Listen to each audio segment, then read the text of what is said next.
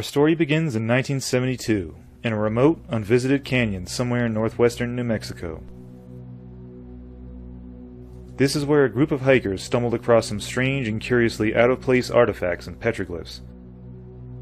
The excited hikers reported their fortuitous discovery to the relevant authorities, and this prompted the University of New Mexico to dispatch an archaeological team to survey and catalog the site. The team concluded that the canyon was only occasionally visited, centuries ago, by a semi-nomadic tribe, perhaps connected to the Anasazi or ancestral Puebloans of nearby Chaco Canyon or Mesa Verde. And that's probably where the matter would have stood, the subject of a few dry archaeological reports, were it not for one baffling and inexplicable discovery. That discovery consisted of what is called, in technical jargon, an oopart, or out-of-place artifact. The object was dubbed the compass, and it was nothing less than a highly sophisticated piece of advanced technology, more advanced by far than anything 20th century science could field. But the discovery of the compass was only the first link in a chain reaction that involves a whole slew of paranormal mysteries.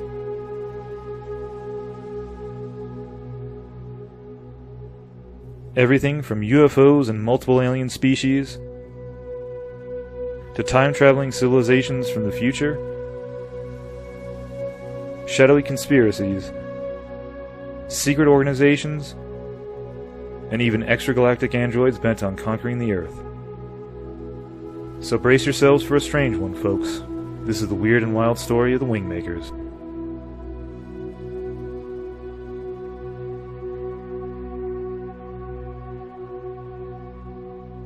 The 1990s were a wild decade. These were the years of the early internet, of Bill Clinton, and secret military programs, of the Phoenix Lights, life on Mars, and, most importantly, of government conspiracies and cover-ups. Reflected in the popularity of television shows like The X-Files and radio programs like Art Bell's Coast to Coast AM. But if the story of the Wingmakers is to be believed, the greatest government conspiracy of them all involved that remote canyon in northern New Mexico and the incredible mystery it concealed.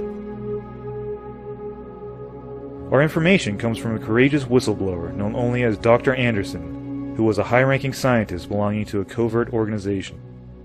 Most of what we know about the Wingmakers was divulged by this informant during a wide-ranging interview in 1997. The story unfolded by Dr. Anderson involves nothing less than the secret history of the world, past and future, as well as the nature of the true government of the Earth and its links to alien civilizations. According to Dr. Anderson, some very highly placed individuals in the government learned of the discovery of the compass, which was immediately classified top secret. The unnamed canyon site itself was promptly codenamed Ancient Arrow, and was placed under the jurisdiction of,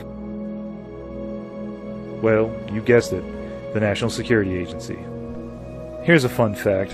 In Dr. Anderson's telling, the NSA isn't just about spying on Americans. That's just a bonus, a side perk, if you will, or maybe just a cover story.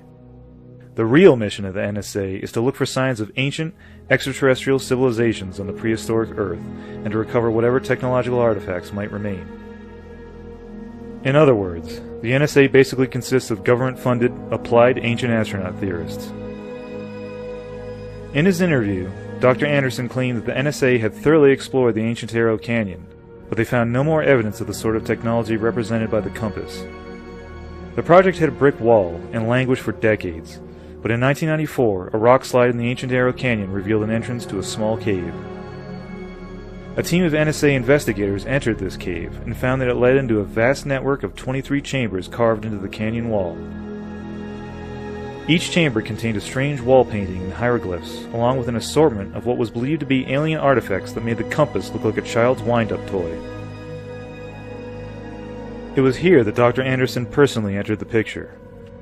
Having found at long last what it was looking for, the NSA transferred the Ancient Arrow site into the custody of the Advanced Contact Intelligence Organization, or ACIO, a secret department of the NSA devoted to researching and back-engineering extraterrestrial technology. It is, in other words, the very blackest of black-budget agencies. Apparently, the ACIO has a proven track record of this sort of thing, and the Ancient Era Project was assigned to its chief working group, a shadowy cabal known only as the Labyrinth Group. Now here's where things get really interesting. Briefly, the head of the Labyrinth Group, as well as the executive director of the ACIO itself, is some sort of super-intelligent overachiever known only as 15. 15 is regarded more or less as the CEO of the Earth, and in that capacity he's cut a number of deals with extraterrestrial civilizations. These civilizations include that of the notorious Greys, the infamous ETs of flying saucer fame who love to abduct and mutilate human beings, and another alien race called the Corteum, which are 15-foot-tall humanoids with translucent skin. But 15, according to the whistleblower, has his own plans, and is obsessed with something called blank slate technology, a kind of time travel tech that empowers its wielder to rewrite history. Possessing it would render the Earth independent of the sinister schemes of alien races, and 15 was convinced that the Ancient Era site held the clue to developing this technology. And that's where a mysterious informant shows up. A brilliant linguist and a long-standing member of the ACIO, Dr. Anderson was brought in to decipher an optical disc found in the 23rd cave, a disc that was believed to contain the key to the Ancient Era mystery. After working tirelessly to crack the problem for several years, Dr. Anderson finally learned that there was a connection between the Ancient Era hieroglyphs and the extinct language of Mesopotamian Sumer. In the summer of 1996, he cracked the code, and the disc gave up its secrets. The secrets of a race more advanced than anything we could imagine. Perhaps most surprising of all, Dr. Anderson learned that aliens actually had nothing to do with the Ancient Era technology.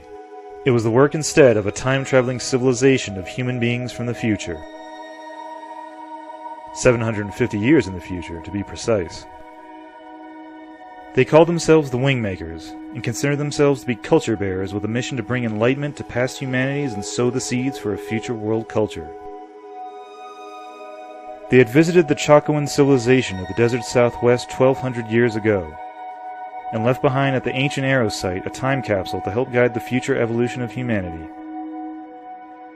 As Dr. Anderson explains, I don't know who they are, but they represent themselves as human time travelers from the middle part of the 28th century. They could very well be the future version of the Labyrinth Group or some other powerful organization. They seem to have a very well integrated subculture, in that their language is clearly a combination of many extinct languages, which they could only have knowledge of if they had access to ACIO information systems, or were indeed time travelers, or both, I suppose. Assuming they're accurately representing themselves, they are very advanced technologically. The Labyrinth Group holds that BST is the most advanced technology conceivable. Anyone who possesses it and can successfully utilize it is clearly more advanced than our contemporary human culture or any of the extraterrestrials we are currently interfacing with. And it gets even weirder. Dr. Anderson tells us that the Wingmakers have left behind a series of warnings, prophecies that speak of an alien invasion that was supposed to have occurred in 2011.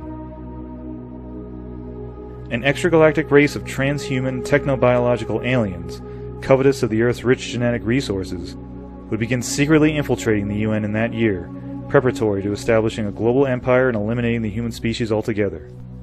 The good doctor also claimed that the Earth was actually ruled by a cabal of secret organizations that included not only the NSA and ACIO, but also the IMF, CIA, World Bank, and even the Federal Reserve. Oh, and he also claimed that although then-President Bill Clinton wasn't all that important in this shadow government, he certainly knew all about the Greys, the Corteum, and, of course, the Martians. In light of all this information, it kind of makes that whole Monica Lewinsky business just seem silly. Anyhow, there's more. Much more. Dr. Anderson defected from the ACIO and became a whistleblower because he came to sympathize with the Wingmakers' mission and felt that knowledge of them ought to be publicized. It wasn't right, he felt, that 15, the ACIO, the NSA, and all the others should hoard that knowledge to themselves. To that end, Dr. Anderson set up a website that contained transcriptions of his interviews, as well as images of the Ancient Era wall paintings, snippets of Wingmaker music, and many documents and reports from various ACIO scientists. As a matter of fact, you can still visit an archived version of the site and decide for yourself. As to whatever happened to Dr. Anderson, well, who knows? The ACIO, he said, has a long reach, and he didn't expect to be able to hide from them forever. Thanks to their alien friends, they even had the technology to erase human minds, so perhaps they got to Dr. Anderson after all, and finally put him out of the way. And what are we to make of the story of the Wingmakers in the ancient Arrow Canyon? Did time travelers from the 28th century really visit the Anasazi and leave behind advanced artifacts in northwestern New Mexico? Did extragalactic aliens secretly invade the Earth in 2011?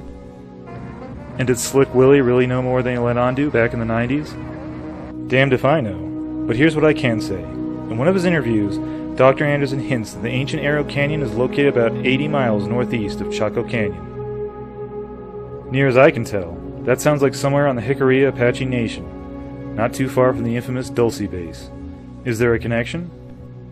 The important thing is that I've got a general location, and that's half the battle. Now it's just a matter of getting out there and searching the many canyons and valleys of northwestern New Mexico. And maybe someday I'll find the ancient Arrow site and the secrets of the Wingmakers. Anyhow, if you know anything more about the ancient Arrow Canyon, or the Wingmakers, or the whereabouts of Dr. Anderson, or even the NSA's branch of ancient alien enthusiasts, please let us know all about it in the comments below.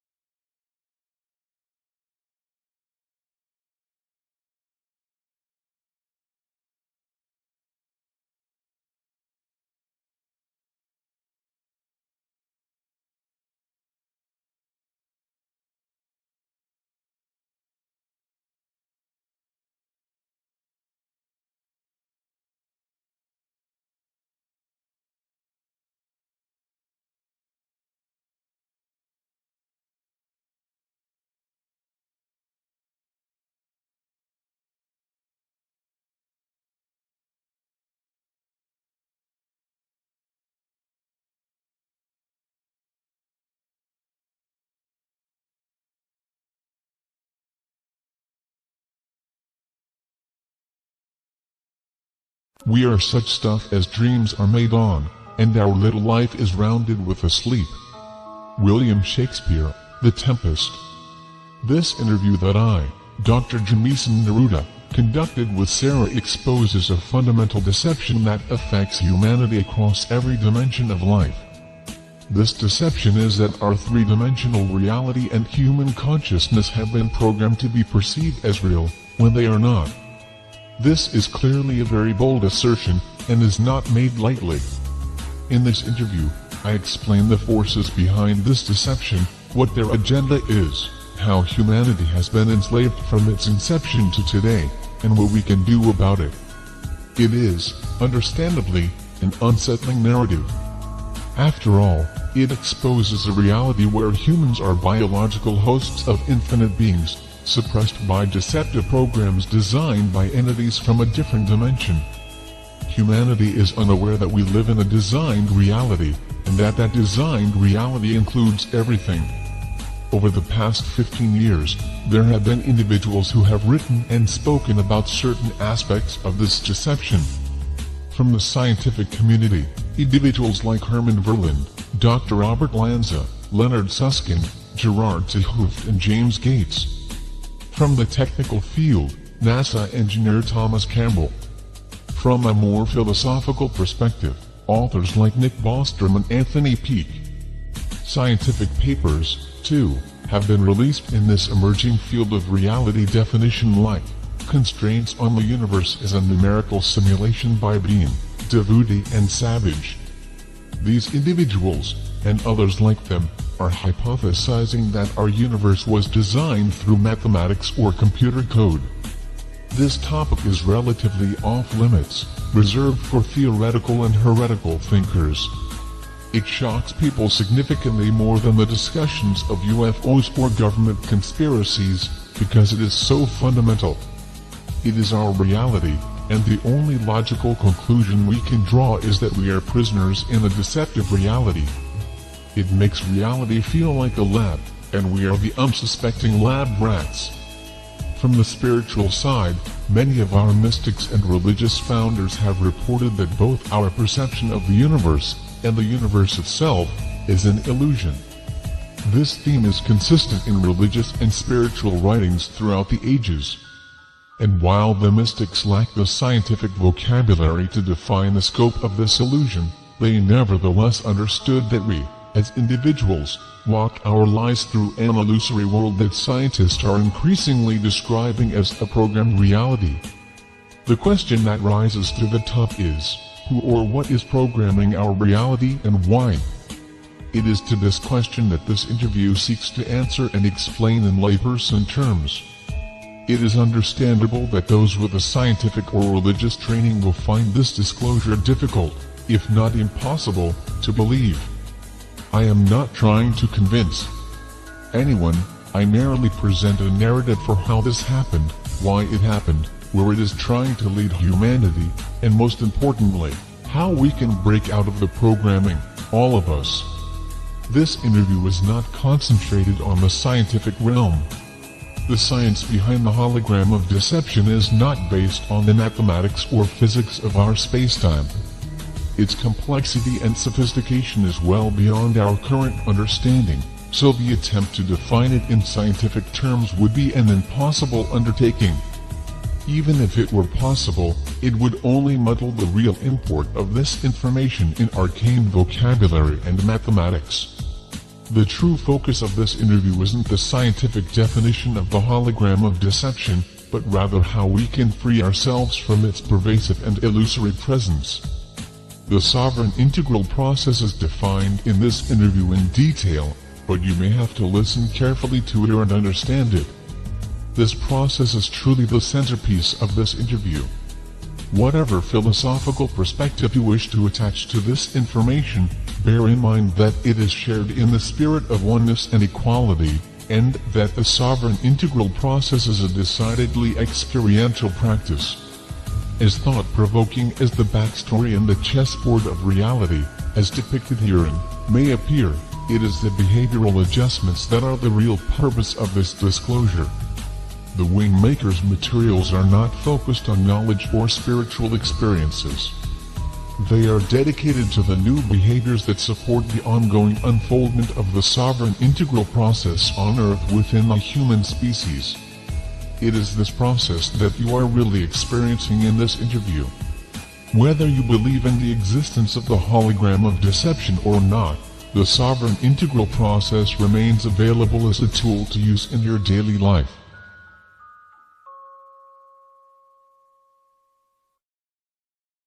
What we discussed Wednesday night has been swirling around me ever since. I think I've become a bit obsessed with all of this, what for me, anyway, is new information. I'm trying my best to process it into my mental framework, and I have to admit, I'm not sure it's working. I understand. I've held back some information for this very reason, not only for you, but also for those who will ultimately hear this. When we ended the last session, we agreed to spend more time on the Grand Portal. Is that what you're referring to, or is it something else? It's all related. It's a very, very big picture and broad timeline. Can you share it now? Let's take it one part at a time. With your questions, I hope it will all come clear, but I have to warn you that it will seem a little unwieldy or odd until the whole of it is out. Okay.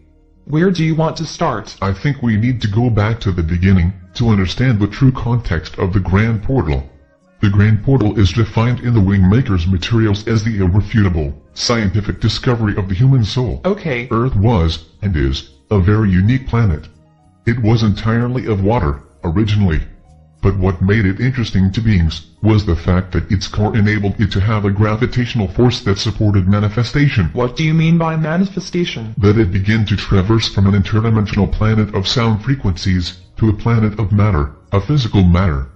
Its gravity-producing core, or nucleus, was able to literally create the conditions that allowed it to materialize itself over eons of time. How do you know this history? There are records of this on the disk that was taken from the 23rd chamber at the ancient Arrow site.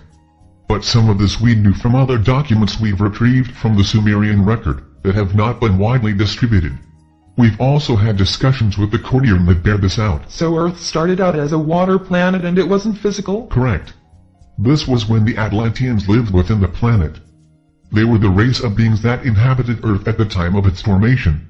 The Anunnaki came to them and negotiated an agreement to allow the Anunnaki to mine a substance near the core of the planet. That would be, in its essence, what today we would call gold. These races of beings known as the Atlanteans and Anunnaki were not three-dimensional. They didn't possess bodies as we think of them today. Their existence was contained in a different range of frequencies, what we would call higher dimensional frequencies. Why did they want gold? The Anunnaki required it. The exact reason is unknown, but it had something to do with the way that gold modulated the frequency of their body. Gold was an essence to their race. It held a property that was vital to their survival. The record is a little vague as to exactly why it was so important. But these records mention that their entire planet had 12 major cities, and all of them were made of a semi-transparent gold. Even the Book of Revelations refers to this. Who are these beings? I mean, I've heard of the Atlanteans, but never the Anunnaki. They're a race of trans-dimensional beings. The Atlanteans were the only race of beings on Earth at that time, and they, the Anunnaki, sought permission to set up mining on Earth, which the Atlanteans agreed to. The ancient Arrow site is known within the Wingmakers materials as the extraterrestrial time capsule that was discovered in Chaco Canyon, New Mexico. Why? They didn't see any harm in helping the Anunnaki. They weren't a competitor, because the Atlanteans were more numerous. The Atlanteans wanted to have an agreement with the Anunnaki, if only to befriend them for their technology.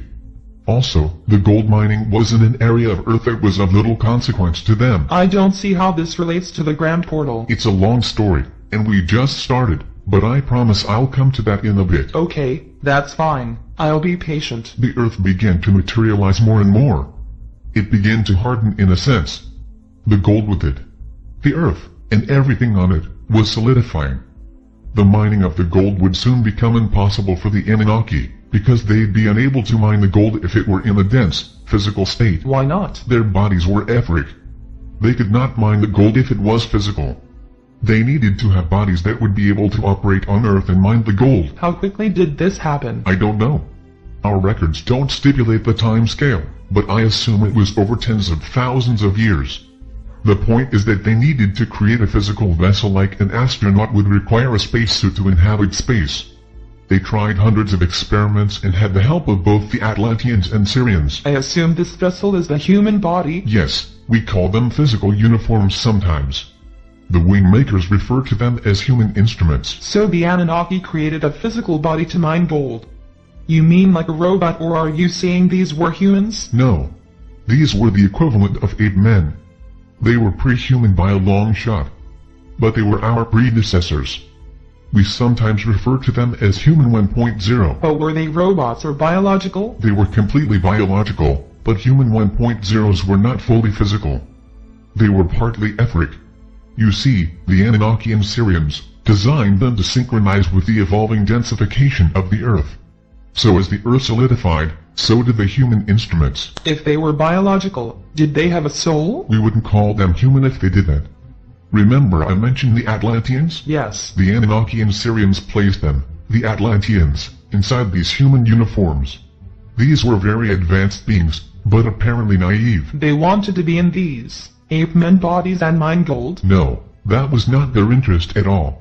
In fact, they allowed the Anunnaki to mine their gold, but as the Earth began to solidify, they told them that if they could engineer a vessel to enable them to continue to mine their gold, that would be acceptable, but on a small scale. The Anunnaki had some kind of a falling out with the Atlanteans, and began to conspire with the Syrians and another race referred to as the Serpents. Each of these three races was interested in figuring out how to embody physical planets. They saw Earth as a laboratory of sorts to figure it out. The Anunnaki already had a human uniform. They simply needed to power it with a life source or soul. The bigger issue was how to get the Atlanteans into these embodiments, and keep them there. In effect, these three races conspired to enslave the Atlanteans within these pre-human vessels. The Atlanteans were the power generators that made these biological entities operate. Are you saying these primitive ape men had powerful souls inside them? I don't understand how that'd be possible. It's a very complicated subject. The Wingmakers wrote about the implantation of programs inside the human uniform, even version 1.0. The Syrians were mostly credited with this invention, but it was the offspring of Anu that really perfected these implants by programming them. The human uniform, version 1.0, was designed by the Anunnaki. The implants were designed by the Syrians, and the programming of the implants was designed and evolved by a being known as Marduk. Anu was the leader of the Anunnaki. He was known as the sky god in Mesopotamian times. The Anunnaki were the deities written about on the Sumerian text, known as the royal blood. That doesn't answer my question as to how a powerful soul would suddenly be plugged into an ape-man vessel and behave like a Neanderthal. Well, first, these were much more primitive than Neanderthals. But the answer is in the implants. You see, the biological entity or ape-man, as we're referring to it, was not able to operate in the physical world. They needed survival skills, how to eat, how to hunt, how to clean themselves, how to even move their bodies. All of these very fundamental functions were necessary to actually include or program into the vessel, which was the purpose of the functional implants. The implants were akin to the brain of the human 1.0, but it wasn't just in the brain. These implants were placed inside the body within various parts, like the chest area, middle back, wrists, ankles and so forth. The primary ones were contained in the skull. But generally these implants were networked to operate from the head or brain area. Why do you say the head or brain area and not simply the brain? Because it wasn't in the brain. Remember that human 1.0 was still part etheric and part physical. The implants also needed a similar consistency or sound vibration. They were placed into the bone or skeletal structure mostly, and some in the muscle tissue. These functional implants fused into the muscles and bone, including the DNA. The Wingmakers put it this way. The DNA integration was for the intelligence of the plan. The muscle tissue allowed the life essence to power the functional implant. There was a central coordination point, and that was in the brain, but the implants were located throughout the body. This was an integrated system that was installed in the human uniform to allow it to be controlled, monitored, and programmed over time. It was the evolutionary stick and carrot. Doing it this way allowed the early humans to dig out gold, which, as I said, was their primary purpose, initially. I'm sorry to sound like a broken record, but I still don't get how such an advanced race as the Atlanteans could power these ape men and become slaves. It doesn't make sense to me. You have to understand that the implanted functionality was partly to make the human 1.0 and its power source, the life essence of an Atlantean, to function efficiently and effectively as miners. That was the prime goal. The second, however, was to suppress the power source, or in this case, the Atlantean beings inside the human vessels. They did this by making the power source ignorant of its origin, and the reality of its true expression, as an infinite being. When the Atlantean beings were placed inside the human uniform, they were essentially 100% focused on physical survival and functional performance. There were no relationships, no marriage, no reproduction. These were essentially clone beings. They were all the same in terms of their appearance and abilities. Human drones, piloted by implanted functionality that the Atlantean beings inside became associated with as them. The infinite inside the body believed it was the body and the implanted functionality, and nothing more. What happened when they died? Let me be clear. These beings, the Atlanteans, were infinite, meaning they did not have space-time regulation. They lived after the body died. However, the Anunnaki created a set of planes, or dimensions of experience, that was the equivalent of a holding plane. That's what the Wingmakers called it, where they could be recycled. Recycled? As in reincarnation? Yes, later on this became the basis of reincarnation. It allowed the Anunnaki to recycle the Atlanteans. Some aspects of the implanted functionality were interdimensional, which is to say, it could assist in the delivery of the beings to the proper location within the holding planes of consciousness, and assist in their reincarnation back into a new vessel. But you said that the ape men didn't have reproduction? Not in version 1.0. These were very basic. But the Anunnaki could create them in large scale, so when one human uniform expired, let's say they had a mining accident, another would be made. These were clones. The ability to self-reproduce came in version 2.0. That was mostly because the amount of effort required to manage this process was enormous on the part of the Anunnaki. They wanted to create an automated system, something that wouldn't require them to orchestrate all of the variables. So the Syrians helped them to create the implants that could propagate through reproduction. This enabled automation of the recycling of the beings from the holding planes to be born into the physical dimension through a baby. So, this was all automated by programming technology? I don't know, this is too weird. The universe is made up of dimensions that are a result of mathematical equations. It is constructed from mathematics. Some beings understand how to apply mathematical equations to organize and plan spacetime. It's all created. This world is created, it's not real. It's a programmed reality. When I say plan, it can also be construed as control of spacetime. That is to say, this is a programmed space-time reality. Once you can program space-time reality within a species like humanity, you can program at the individual level of a person right down to when they itch their nose, if you want to. It's all mathematical equations. I don't know what to say. For now, I'll go along with you, but it really sounds like fiction to me. So, what happened to the ape men? I mentioned Marduk. He was intimately involved in the evolution of the species. That was his role. Of all the Anunnaki, he was the closest to the human 1.0s. He understood them and even admired certain aspects of them. Unconsciously, perhaps, he began to alter their programs so the human 1.0s behaved more like the Anunnaki. As they began to take on the characteristics of the Anunnaki, Anu and his sons, Enki and Enlil, were concerned by this. Marduk was programming emotions and feelings.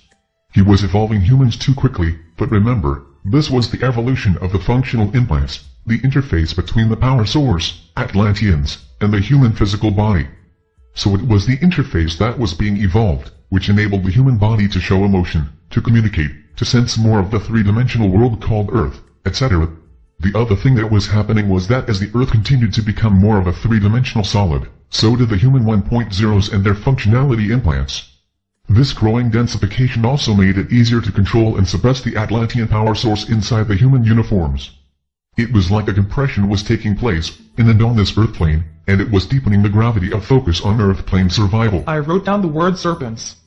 Are you talking about literal serpents? No, serpents as a race of beings.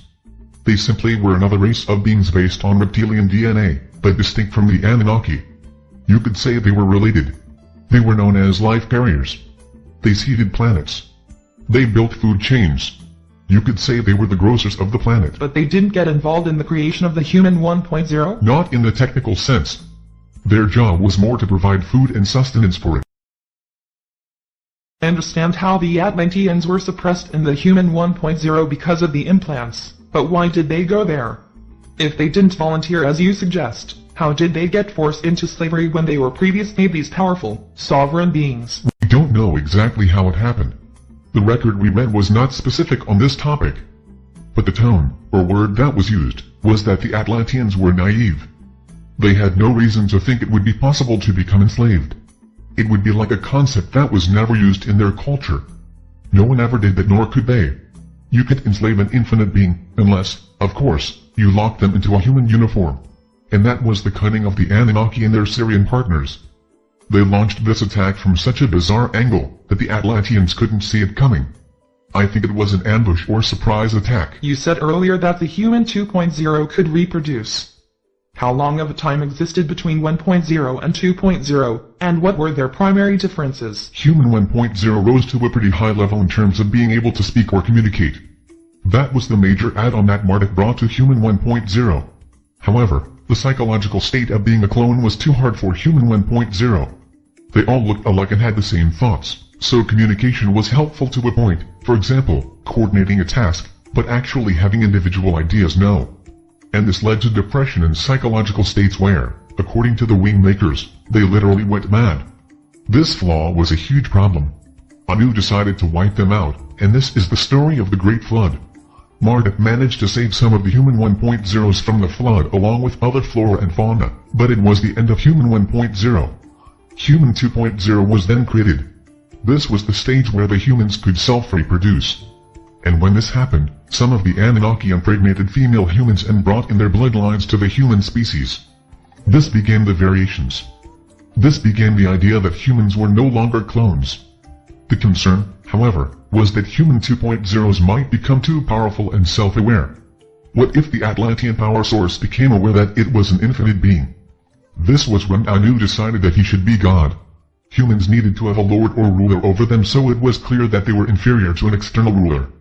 This was a key part of their program of indoctrination. Working with Marduk and the Syrians, they created the environment of Eden and created the paradigm of Eve as the instigator of the fall of humanity. This was, you might say, Act 1 of Anu as God. It was staged to provide the human 2.0s with a clear sense of an external authority, and that they were expelled from paradise because they tried to be self-realized. It was like rebuking humanity with the fist of an angry creator who wanted his creation to remain identified with their human uniform. Kind of like saying, do not think for a moment that you can be like me. And the Wingmakers wrote that this actually happened kind of like the Bible said? Yes. So the God of the Bible is this Anunnaki Lord, called Anu? Yes. Why are you telling me this all now? It seems like this information changes some of the previous information you've shared. To really understand the Grand Portal, you have to understand this evolutionary process, and the only way you can understand it is to go back to the beginning of the human race. So why did Anu want to be God? Remember that the original goal was the acquisition of gold. But when the Atlanteans rejected Anu, he began to conspire with the Syrians. It was just before the flood that Anu discovered that the gold he'd mined was sufficient. He didn't require more. However, the notion of being a god over the Atlanteans was seductive. The Syrians and serpents felt that the idea of enslaving infinite beings and planet ecosystems was their invention. They had something that was totally unique. They were creator gods, and every other race could be ensnared in a similar type of vessel. They began to do just that. You mean enslave other races? Yes. You see, the Earth had a unique quality to its core. This core was of extreme interest to the Anunnaki when they first visited Earth. It was this core that created the gravitational field that enabled the planet to become fully physical in such a way that it could support physical life. Of course, other conditions needed to be present, too, but it was this core that was the real key. Working with the Syrians and serpents, they began to do the same enslavement on other planets.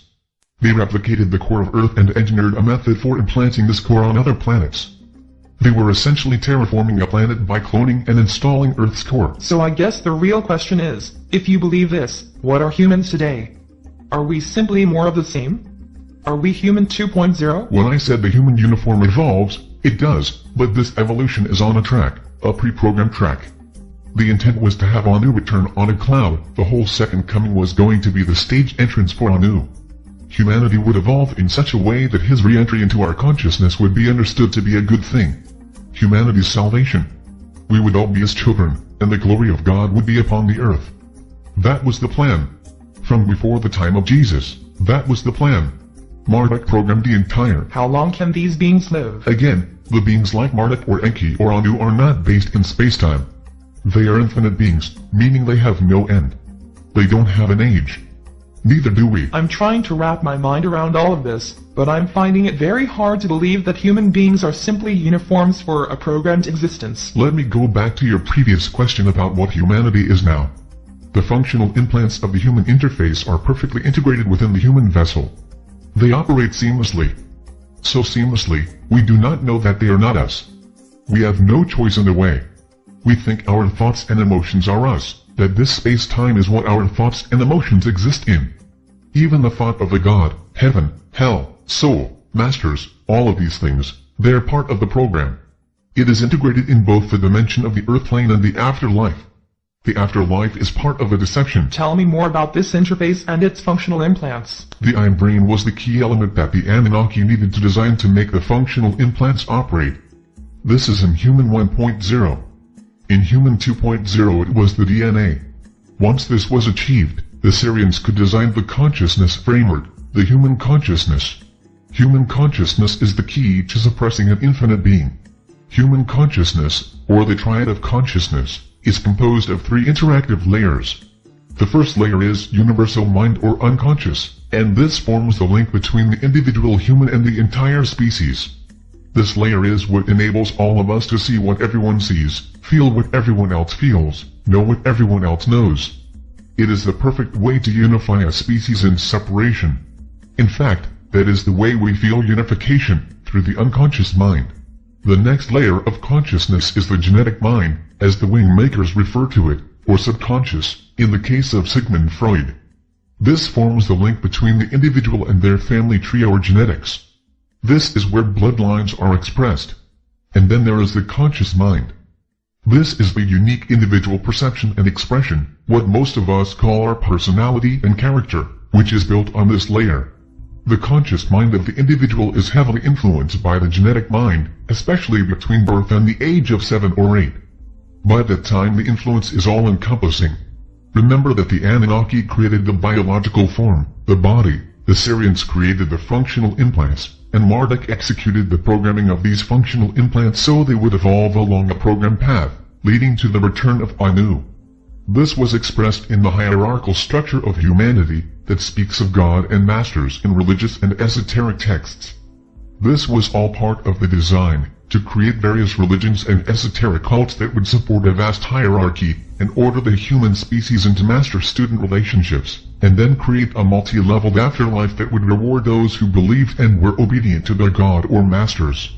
You see, the whole principle that was behind this entire endeavor could be summed up in one word: separation. Everything exists in separation, within the earth plane and its afterlife planes as well. But, according to the Wingmakers, what is real is that we are all imbued with equality and oneness, not through the unconscious mind, which only links us in separation, but rather through the life essence that is us. And this life essence is sovereign and integral. It is I and we are. No one is above, no one is below. No one is better, no one is lesser. But you're saying everything is a lie? Everything, I mean everything we've been taught to believe in, is a deception. How is that possible, or even believable? It's possible because the beings that have enslaved humanity designed a world, to which we adjusted over eons of time. We evolved into it in such a manner that we became lost in our world. The veils that have been placed over us are opaque. So much so that people operate as human uniforms, unaware that everything around them is illusory. It is a programmed reality that is not real. The Wingmakers say everything is simply sound, holographically organized to look real. It's depressing. Only when you consider the scope of the deception and the way in which humanity has allowed it to rule their behaviors. The good news is that you're hearing about this now. It doesn't feel like good news. Each person can step out of the illusion. There is no master here. No God is going to come down and make it happen for us. No ETs. No one. It is each of us. This is what is meant by I am. I, it's like one. One, me, and one, all of us unified. M, meaning exists now. In this moment. Not in history or memory. Not in some future time or goal. Now. It doesn't feel real to me. I was raised a Christian. I have no reason to believe that Jesus was an inside agent for this plan of deception. I'm not saying he was. Many of those who have come to Earth as human teachers have tried to reveal how deep and broad and high this illusion has been made. It is as far as the edge of the universe and as close as your DNA. Everywhere in between is illusion. Jesus came to reveal much of this, but the writers of the Bible decided what would be acceptable within the paradigm of life as we humanly know it. They elected to make Jesus a part of the deception. They saw it was time for a redefinition of God to accommodate an evolving human 2.0. God was suddenly a loving father, and all of humanity was brother and sister. So you're saying Jesus was aware of this deception, but his words weren't included in the Bible? Our opinion was that his words were so against the conditioned beliefs that people could not understand them as he said them. And so, over time, they were translated into the form you know them today. The biblical translations simply lack the original potency with which he said them. Besides, there are two methods that can make exposing this illusion a very difficult proposition. What do you mean? The first is that the unconscious mind system is inside everyone. It's like a field of information that everyone can access. It can affect or infect everyone. A revelatory idea can be passed to a small number of people, but it lacks sufficient influence to generate mass awakening. So there's unconscious mind inertia. The other, and this is more pernicious, is that the functional implants are programmed, and like any program, they can be upgraded or even turned off. As I listen to this story, I feel a little overwhelmed at how to proceed with the interview. I'm not sure what to ask or what direction to take things. If I look at my notes, I see my handwritten note. There is no God. Is this really what you're saying? The Wingmakers refer to the triad of consciousness as having the God consciousness installed within it, in the unconscious mind layer. But they also report that as the individual develops from about the age of 6 or 7, they begin to assemble their individual personality from the elements of the subconscious layer. By the time they're 12 to 14 years old, they have their unique personality well in place. For some, this uniqueness is shutting out the existence of a God. From Anu's perspective, this is fine. He probably likes having atheists and agnostics. It's more separation, more diversity. In fact, the greater the diversity in the human family, the greater the separation. The greater the separation, the easier it is to keep the program of enslavement intact. Choose sides and disagree with your opponents. Compete. It fuels wars and social unrest. As for the existence of God, we, collectively, are the closest thing to God. We are. That's the clear message of the Wingmakers. There is a first source, the creator of the life essence, a center point in existence that created the framework of existence through sound. But what about the ones who are enlightened or spiritual masters? They're all made up. No, it's not that they're made up. They exist. It's just that their existence is within a human interface or functional implants. They exist there. We, us, the being that is I am, that being is not of that reality. It doesn't really exist inside the holographic stage that was created by interdimensional beings millions of years ago. Rather, it is being used as a power source that animates the human interface or uniform. Over time, we've spiraled deeper and deeper inside of this created world, complete with its afterlife and different planes of existence. You could look at it this way: Anu installed a program inside the Human 2.0, and in this program, humans would evolve from knowing absolutely nothing about their world, to knowing God. Humans were designed to have God consciousness, meaning, to have the same understanding and awareness as Anu. But then Anu took this evolutionary line and positioned God consciousness so far out into the future that humans would essentially be chasing this God consciousness forever. They'd be chasing shadows, because until they awaken from the deception, the only God that exists in that world is Anu. Once awakened as I am, we are, or the sovereign integral, a human being lives as an expression of this consciousness.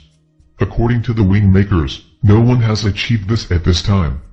It is, however, our future to live in this consciousness in a human instrument. No one has done this. You mean anywhere? On this plane, Earth, no one has done this.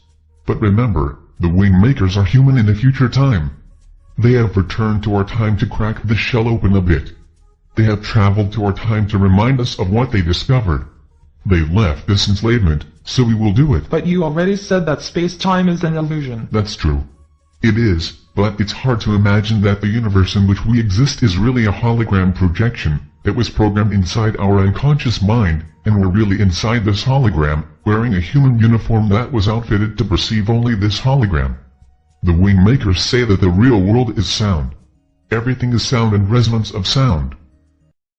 Everything we have in our human uniform for sensing our universe is millions of years of evolutionary design to tune into that hologram and only that hologram. How does that hologram extend beyond this physical world then?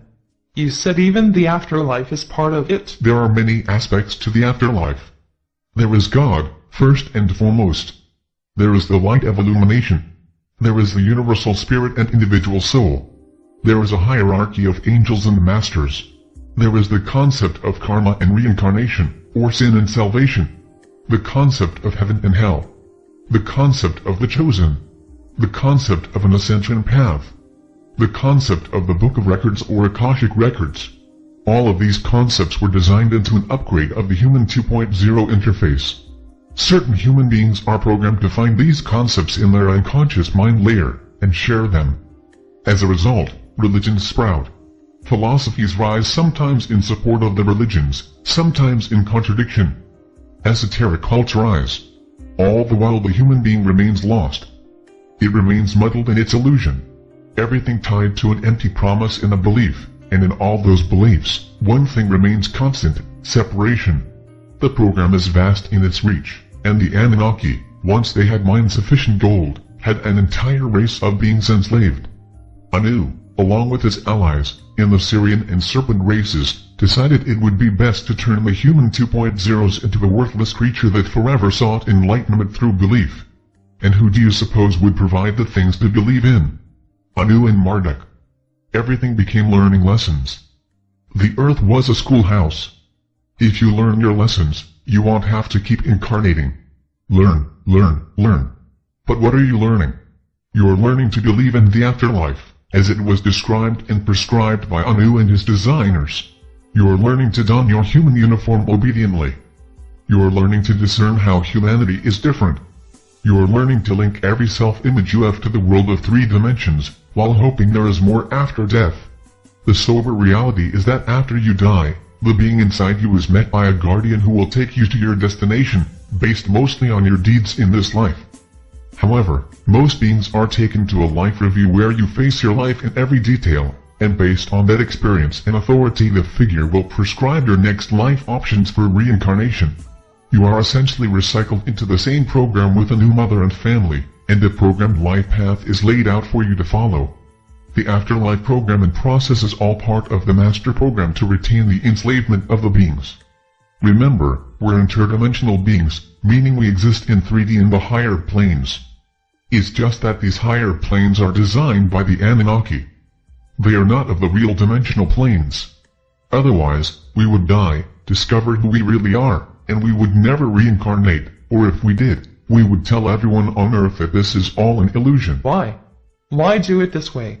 It doesn't make sense. What began as an experiment, in 3-dimensional exploration, from a higher dimensional reality, became what is here. Every human being will confront this reality eventually. It cannot be avoided. We can agonize about the lack of fairness or ask why, but whether it makes sense to you doesn't change the fact that we live in a world of design separation. Divide and conquer. The Wingmakers write of the tone vibration of equality. 1 second, I have the papers.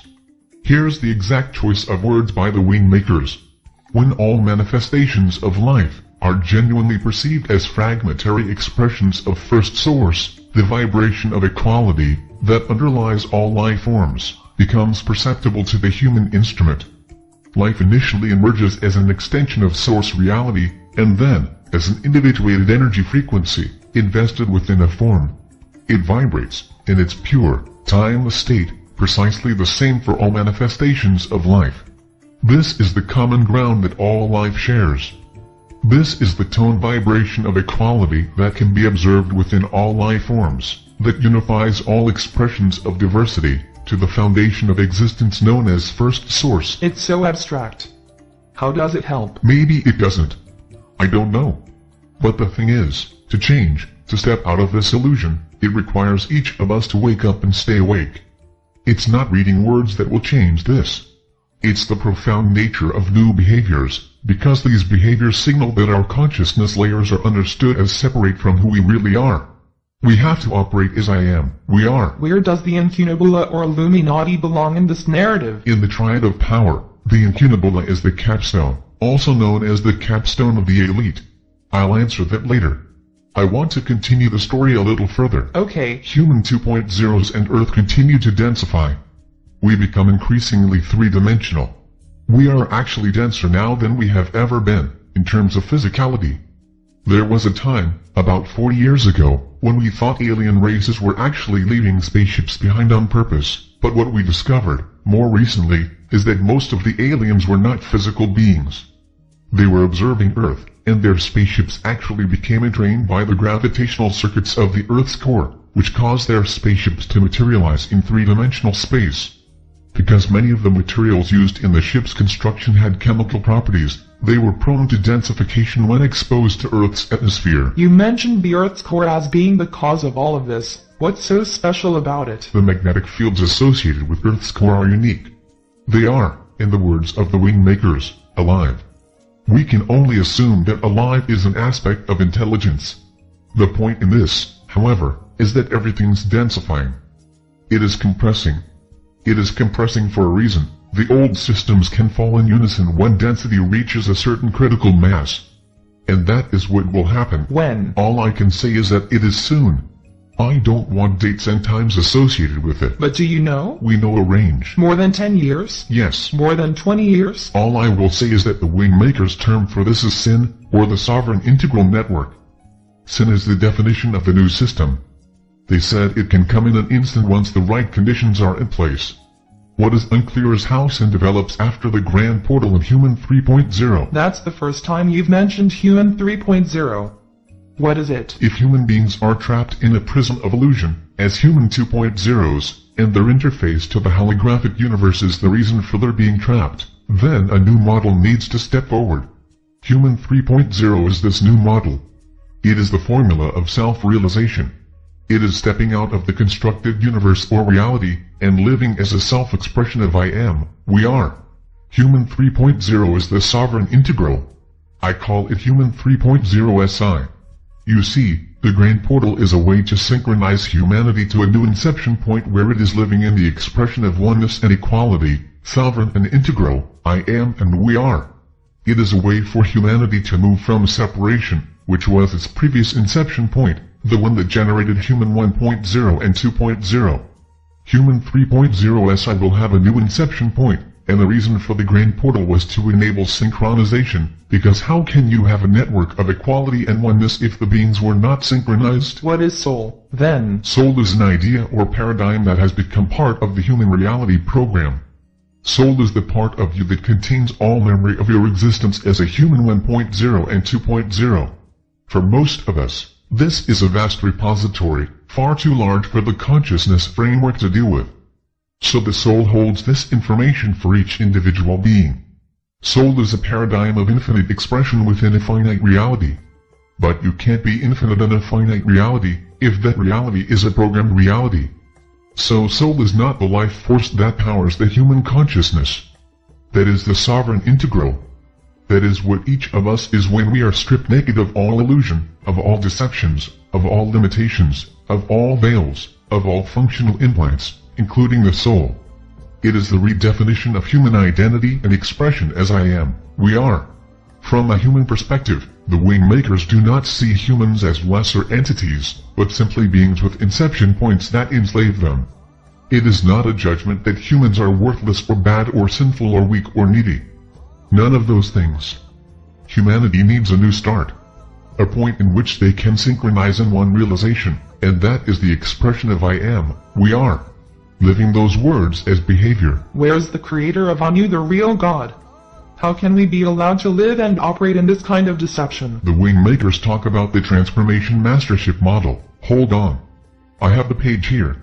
This is how they put it. The time has come to integrate the dominant model of the hierarchy evolution saviorship with the dominant model of source intelligence, transformation mastership. This integration can only be achieved at the level of the entity. It cannot occur within the context of a human instrument or an aspect of the hierarchy. Only the entity, the wholeness of interdimensional sovereignty imbued with source intelligence, can facilitate and fully experience the integration of these two models of existence. So what does that have to do with my question? Each individual being is responsible for this. God or source intelligence isn't going to come down from the heavens and correct human faults or obstacles. Humans need to take responsibility for this. But seriously, how? We're wrapped in so many layers of deception. It's not easy. The Wingmakers write about the hard virtues as the behavioral construct for this time, and how these words can be applied and lived, not simply held in the head as a worthy concept. I don't think you've mentioned these before. What are they? Appreciation or gratitude, compassion, humility, forgiveness, understanding and valor or courage. It is the combination of nowness, being in the now, and applying these words in our behaviors. It's being impeccable in this practice. What happens if you do? The unconscious mind is a doorway into all beings. These behaviors go out to all beings. They support the building of the sovereign integral network, Human 3.0, which is the replacement of separation consciousness of Human 2.0. So this is the application of insertive behavior, which is to say, I will insert these behaviors in my nowness. They will become the palette of my behavioral choice. The other half of this equation is the resistive behaviors, and these are withdrawing and stopping behaviors that support separation and deception. These are active resistances. saying no to behaviors of your own and others, without judgment.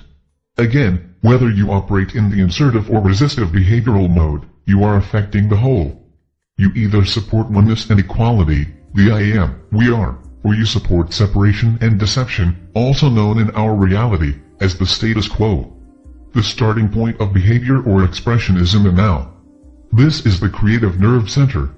Every single now is a potential to support oneness and equality in this world, and help birth the human 3.0 and the sovereign integral network. How long? I mean, how long will this take? The Grand Portal enables the sovereign integral network. The Wingmakers suggest that around 2080, conditions should be ideal for this human 3.0 to reveal itself.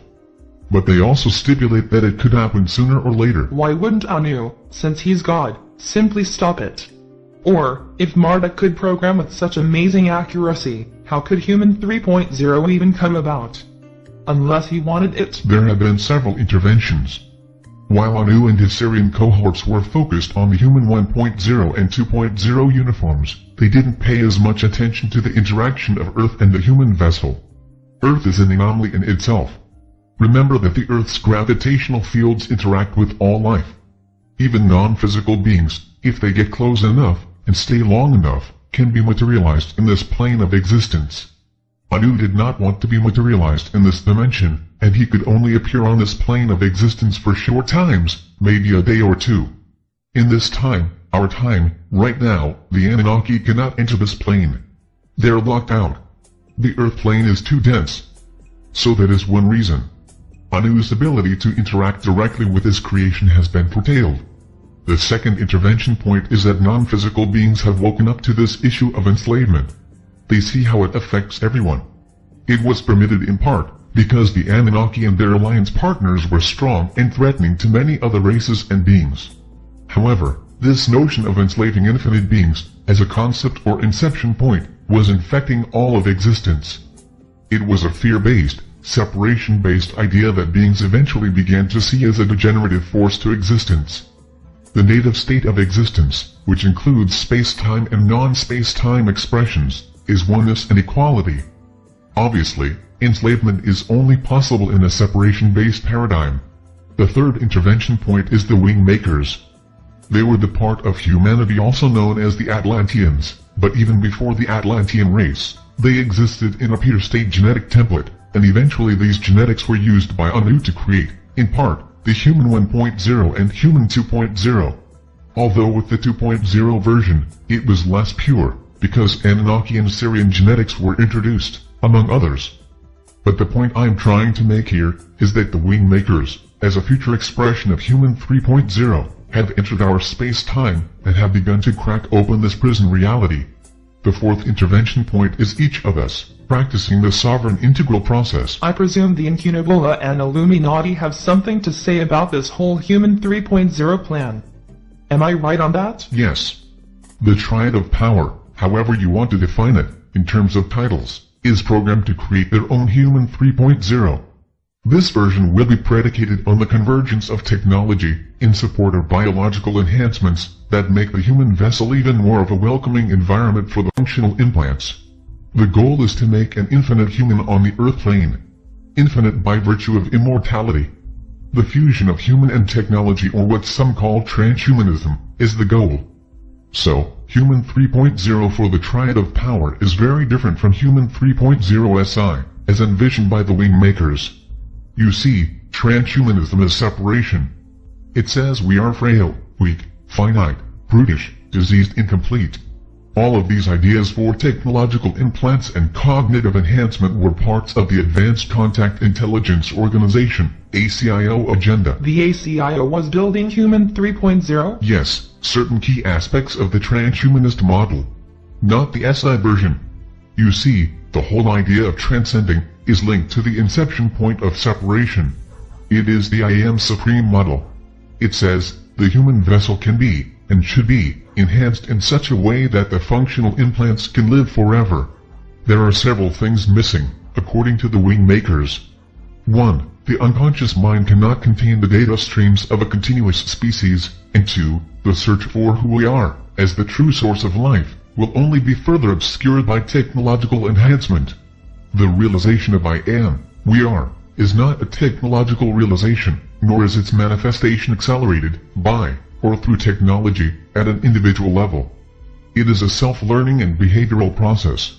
Nothing more, nothing less. So transhumanists want to transcend human suffering, ignorance, and mortality through technology, and the ACIO was providing some of the technology to do this, but who would have access to the technology? The elite, of course. It would only accelerate and accentuate the separation. It is simultaneous empowerment and disempowerment. The economic models for the transhumanist diffusion, as it was called in the Labyrinth group, were not widely considered. The incunable being the only exception. You mean they actually wanted to build a plan that made the transcending technologies available to everyone? They looked at it from two angles. One, if the technology could be introduced at birth, it would mitigate the cost issues of healthcare and education, offsetting diffusion costs. But it would have to be a government-implemented service. No private company could secure sufficient trust. So a critical component was to make the United Nations, the credible world organization that could introduce transhumanism to the global stage. The second angle was to allow class distinctions and free markets to eventually make the technology irresistible to everyone, and then allow government subsidies to bring down the cost sufficiently to enable its dispersion. All of this sounds very altruistic, but the quality of the technologies would be variant. Elite classes would be able to secure higher quality implantations coupled to more responsive genetics. This would simply be a human civilization that would be attempting to purge discontent and disobedience in favor of participation in a ruled system of government by elite transhumans. Technology will evolve from external impersonal to external personal to integrated personal to internal personal. Transhumanism is the last phase, and it is the phase that the elite are moving to. The internal personal is based on exactly the same paradigm of what is now the human condition, namely, humans have a programmed interface that's integral to their human body, and is powered by the infinite source of which they truly are. Humans are unwittingly trying to be unto to themselves. It's part of the program, according to the Wingmakers. Humanity will play God to itself. It will try to engineer a better human and a better civilization. It will do this because it can imagine how humanity can save itself through simple behaviors, and the realization that these behaviors can make. They will do it because they are programmed to become integrated with technology. This is the path that the Wingmakers seek to avert. They write that human beings are complete if they can step out of their consciousness frameworks and realize what is actually powering their systems, their artificial realities, their programmed existence.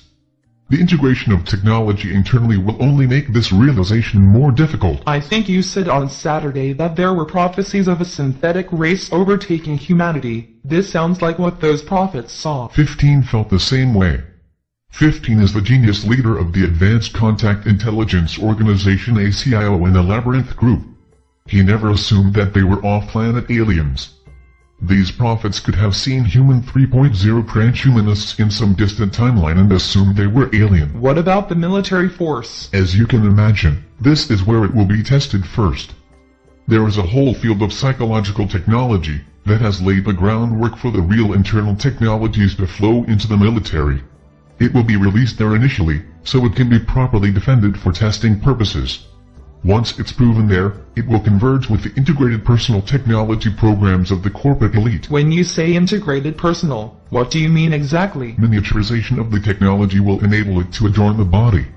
It will not be internal yet, but it is part of the human body, like clothing, glasses, watches, and jewelry. Bear with me, but let me see if I have this straight. Human 1.0 was a creation of a godlike being. No. Anu is the same as us, or the Atlanteans. He was no more intelligent or godlike. He was deceptive. That is the only distinction. Okay, but Anu created Human 1.0, and then found them to be too similar to his own capabilities, and feared they would one day figure out that they were Atlanteans, enslaved by the Anunnaki. And he was worried about the consequences of that discovery. So, he wiped them clean with a planetary flood. According to the Wingmakers, the flood was one part of the extinction program, but there were also nuclear weapons that were discharged on the planet, most of which have been explained away as meteorite impacts. But the Wingmakers write that these were advanced weapons used against human populations that had avoided the flood. Okay. In whatever way human 1.0s were eliminated from the planet, they were replaced by human 2.0, and these included upgrades like self-reproduction and more advanced programming. And central to this programming was the notion that Anu was God, and would return to his creation. Correct? Yes. And the next upgrade to human 2.0 branches out like a fork in the road. One version of human 3.0 goes down the path of technology integration, or transhumanism. The other version, 3.0 SI, is a more organic process of using behaviors to support this process of becoming a human 3.0 or sovereign integral, and then becoming part of a network of these sovereign integrals. Is that correct? You have the general idea, yes. And the triad of power wants human 3.0 to go down the path of technology integration, because that is how they are programmed, to emulate their god, Anu. Right? Yes. So it's kind of like humanity sits at a crossroads. On the one side is the triad of power, that is programmed to develop human 3.0 as a cyborg, I guess, and the other side is the future existence of humanity urging us to do it internally, one person at a time, through a behavioral process. I guess the part that's missing for me is the role of the Gram portal, which remains unclear. I thought it was a technology that proved the existence, the irrefutable scientific existence of the human soul. How does that figure into this? There are humans here who are designers of the new unconscious mind that will bridge human populations everywhere on the planet to feel and express equality and oneness. It will connect humanity in the I am, we are, consciousness, instead of the separation consciousness. It will not be based on hierarchy. The deception is coming down. One of the things that was never disclosed in the materials, including my previous 4 interviews, is that certain information was to be withheld. Some information was even veiled to not raise the ire of the triad of power. This information, this interview, will not be disclosed in the same timeline as the previous 4. Why? The designers of the new unconscious layer of the human 3.0 are on the planet now. They are doing some of the preparation required to move humanity, who will be sitting at the fork in the road, in the next 40-50 years, to choose the I am, we are, path. So I can't release this interview? No. When it's time, I will contact you. You said some of the information was veiled. In what way? The Wingmakers will only release some of the information now, in 1998. That is the information that will not feel too revolutionary, too radical. It needed, in their own words, to cross into the human interface and activate a willingness to listen to their voice. For example, they used the term Wingmakers to describe themselves, knowing it would have a connection to the angel construct. But you said the Wingmakers were a future representation of human beings, presumably, from this disclosure, version 3.0. Right? Yes, but there is programming within the human interface, where the functional implants are networked as a system that will tune out certain information. A person will hear it, but they will not act on it. They will hear it, but they will object to it. They will hear it, but they will not share it. All of these programs were created, not originally, but they can be upgraded. The program can be updated with new instructions. It makes cracking into this reality, exposing it for what it truly is, a very difficult proposition. This is why it requires a degree of stealth. The deception is so thick and opaque in this reality that the ones who are trying to come into the prison and create a crack in the wall, they also have to use a form of deception. Why? The programming, Sarah. If the pure state information was given out, and it contradicted everything that people have been told to believe, if it was the literal reverse of what was logical and acceptable in this world, who would listen? The Wingmakers needed to awaken certain people to bring them inside their information field, to warm them up to the truth. It has to be done in degrees for the vast majority of people. What about me? You are not among the vast majority, but then you're only getting a taste of it. Does everyone within the Labyrinth group know this, too? Yes, to varying degrees. But they were going down the transhumanism path. Did this information change their mind? No. That's really why I'm here. You just said I'm only getting a taste of it, so there's still more materials that will be released later? Yes. But you're not going to tell me when, right? Correct. As intelligent and aware as the Labyrinth group is, why didn't this information change their minds? I had the benefit of having direct interactions with the Wingmakers. None of my peers did. This was the difference in my willingness to act on the information, and not simply consider it as a contradiction to my invested reality. This is fucked up, isn't it? What part? All of it. It's all fucked up and we did it. Whatever it is, it's important to know what's behind the deception, to look with sober eyes on the truth. It may not be a beautiful picture to be sure, but how else do you realize your own truth, until you know the truth of the big picture? So, however screwed up it seems, it is an inception point for the individual to redefine themselves. Would you rather stay in the illusion of a soul, in a human body, that will be saved by God, ascend into heaven and hang out with angels who strum harps? That whole idea is repulsive once you know this. That picture is based on separation, selfishness, lack of empathy and understanding. Or, you can simply say it's all a big illusion, including the notion that we are infinite beings, and that when you die, you're done. The part of this new picture that is promising is that we exist infinitely, despite the fact that we have been suppressed and enslaved. We also can play a role in supporting this redefinition of the human being, through our thoughts and behaviors. And maybe most importantly, we have the Wingmakers, our future selves, providing us with evidence that we are, prevailed. When I first read these materials, these were the things that provided some sense of hope, and I share them with you, for what it's worth. Thanks. All of the things that you told me in the first 4 interviews, with this new information, does it change it? Yes. Everything is affected by this. Give me an example. Sunday night I mentioned LERM, or the Light Encoded Reality Matrix. LERM is what the Labyrinth group thought was God, in terms of proof. But what was really discovered was the essence of Anu, and how he operates in this reality, as an all-encompassing observation field, that is inside our consciousness interface to this reality existence called Earth. LERM is Anu projected. What about ETs? Don't they know about this and can't they intervene and save us from this situation? Remember, everyone inside our universe is part of this deception, whether they know it or not. There are 4 classes of beings. 1. Those who know the deception and are actively supporting it. 2. Those who know about the deception, but are unwilling to do anything about it. 3. Those who don't know the deception and are unknowingly supporting it. And 4. Those who know about the deception and are actively trying to step out of the deception, and engineer a process for everyone else to do the same. That's it. It doesn't matter if the being is physical or non-physical. Everyone falls into one of these 4 categories, everywhere in our universe of existence. The beings in Group 3 are waking up. Some of them understand that the deception in one part of the universe infects all. It requires corrective action. It requires collective understanding to ensure that it will never happen again. How can everyone in this universe be a part of this deception? I don't understand. Our entire universe is created. I'm not saying it is the universe. I'm saying that what we call the universe, as far as we can observe, is part of the hologram implanted within our consciousness framework and human interface. Our mind consciousness established the spatial-temporal relationships of everything we see, and as I said, this is part of our program. And this includes the universe.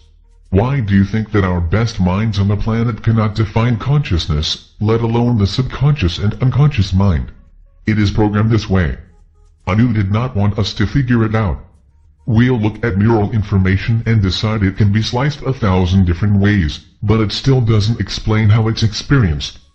As Aristotle said some 2,300 years ago, to be conscious that we are perceiving, is to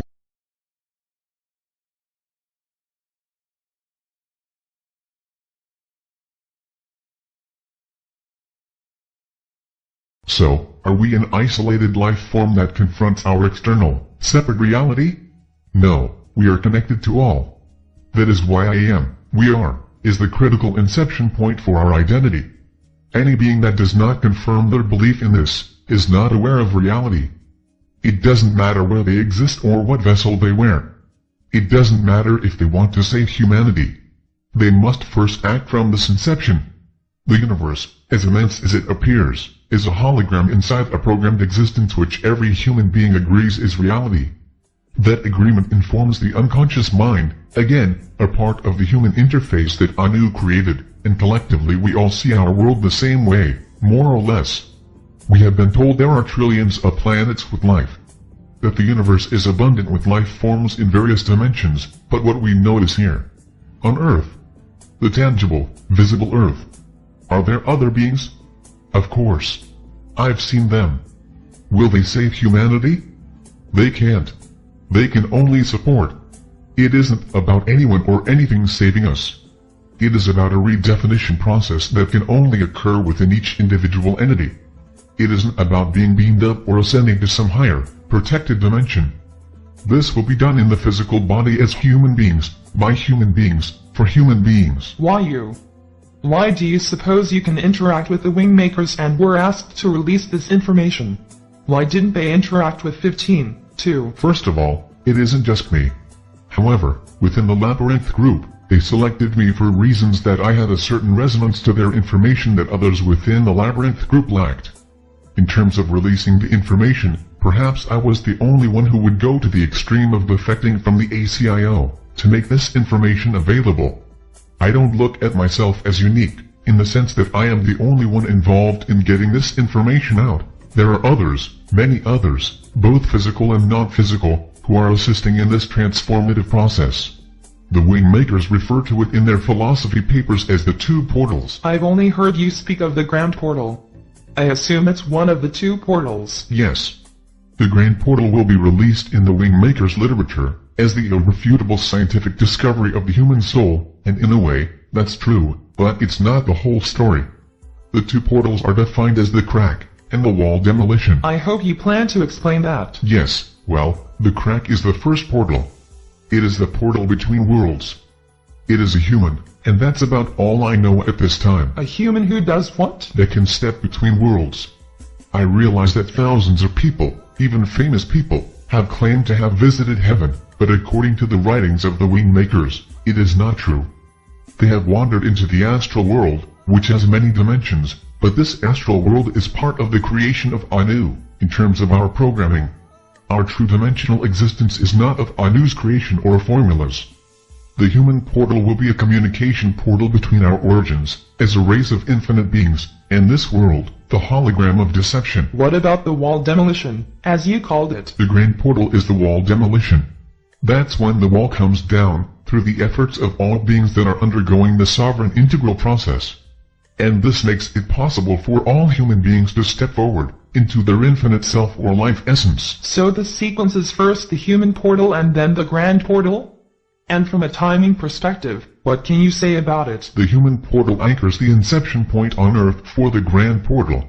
It will come in about 10 years. The Grand Portal, about 70 years after that. Those are the rough time frames I've been given, but always with a stipulation that these times can shift and change. What does science say about this? Science in terms of what? I mean the whole notion of the universe being a hologram or illusion created inside our head. Science is not able to explain it. The counter-logical nature of the universe, in terms of quantum behavior, is impossible to explain. Some scientists have relented to explaining it all away as hidden variables.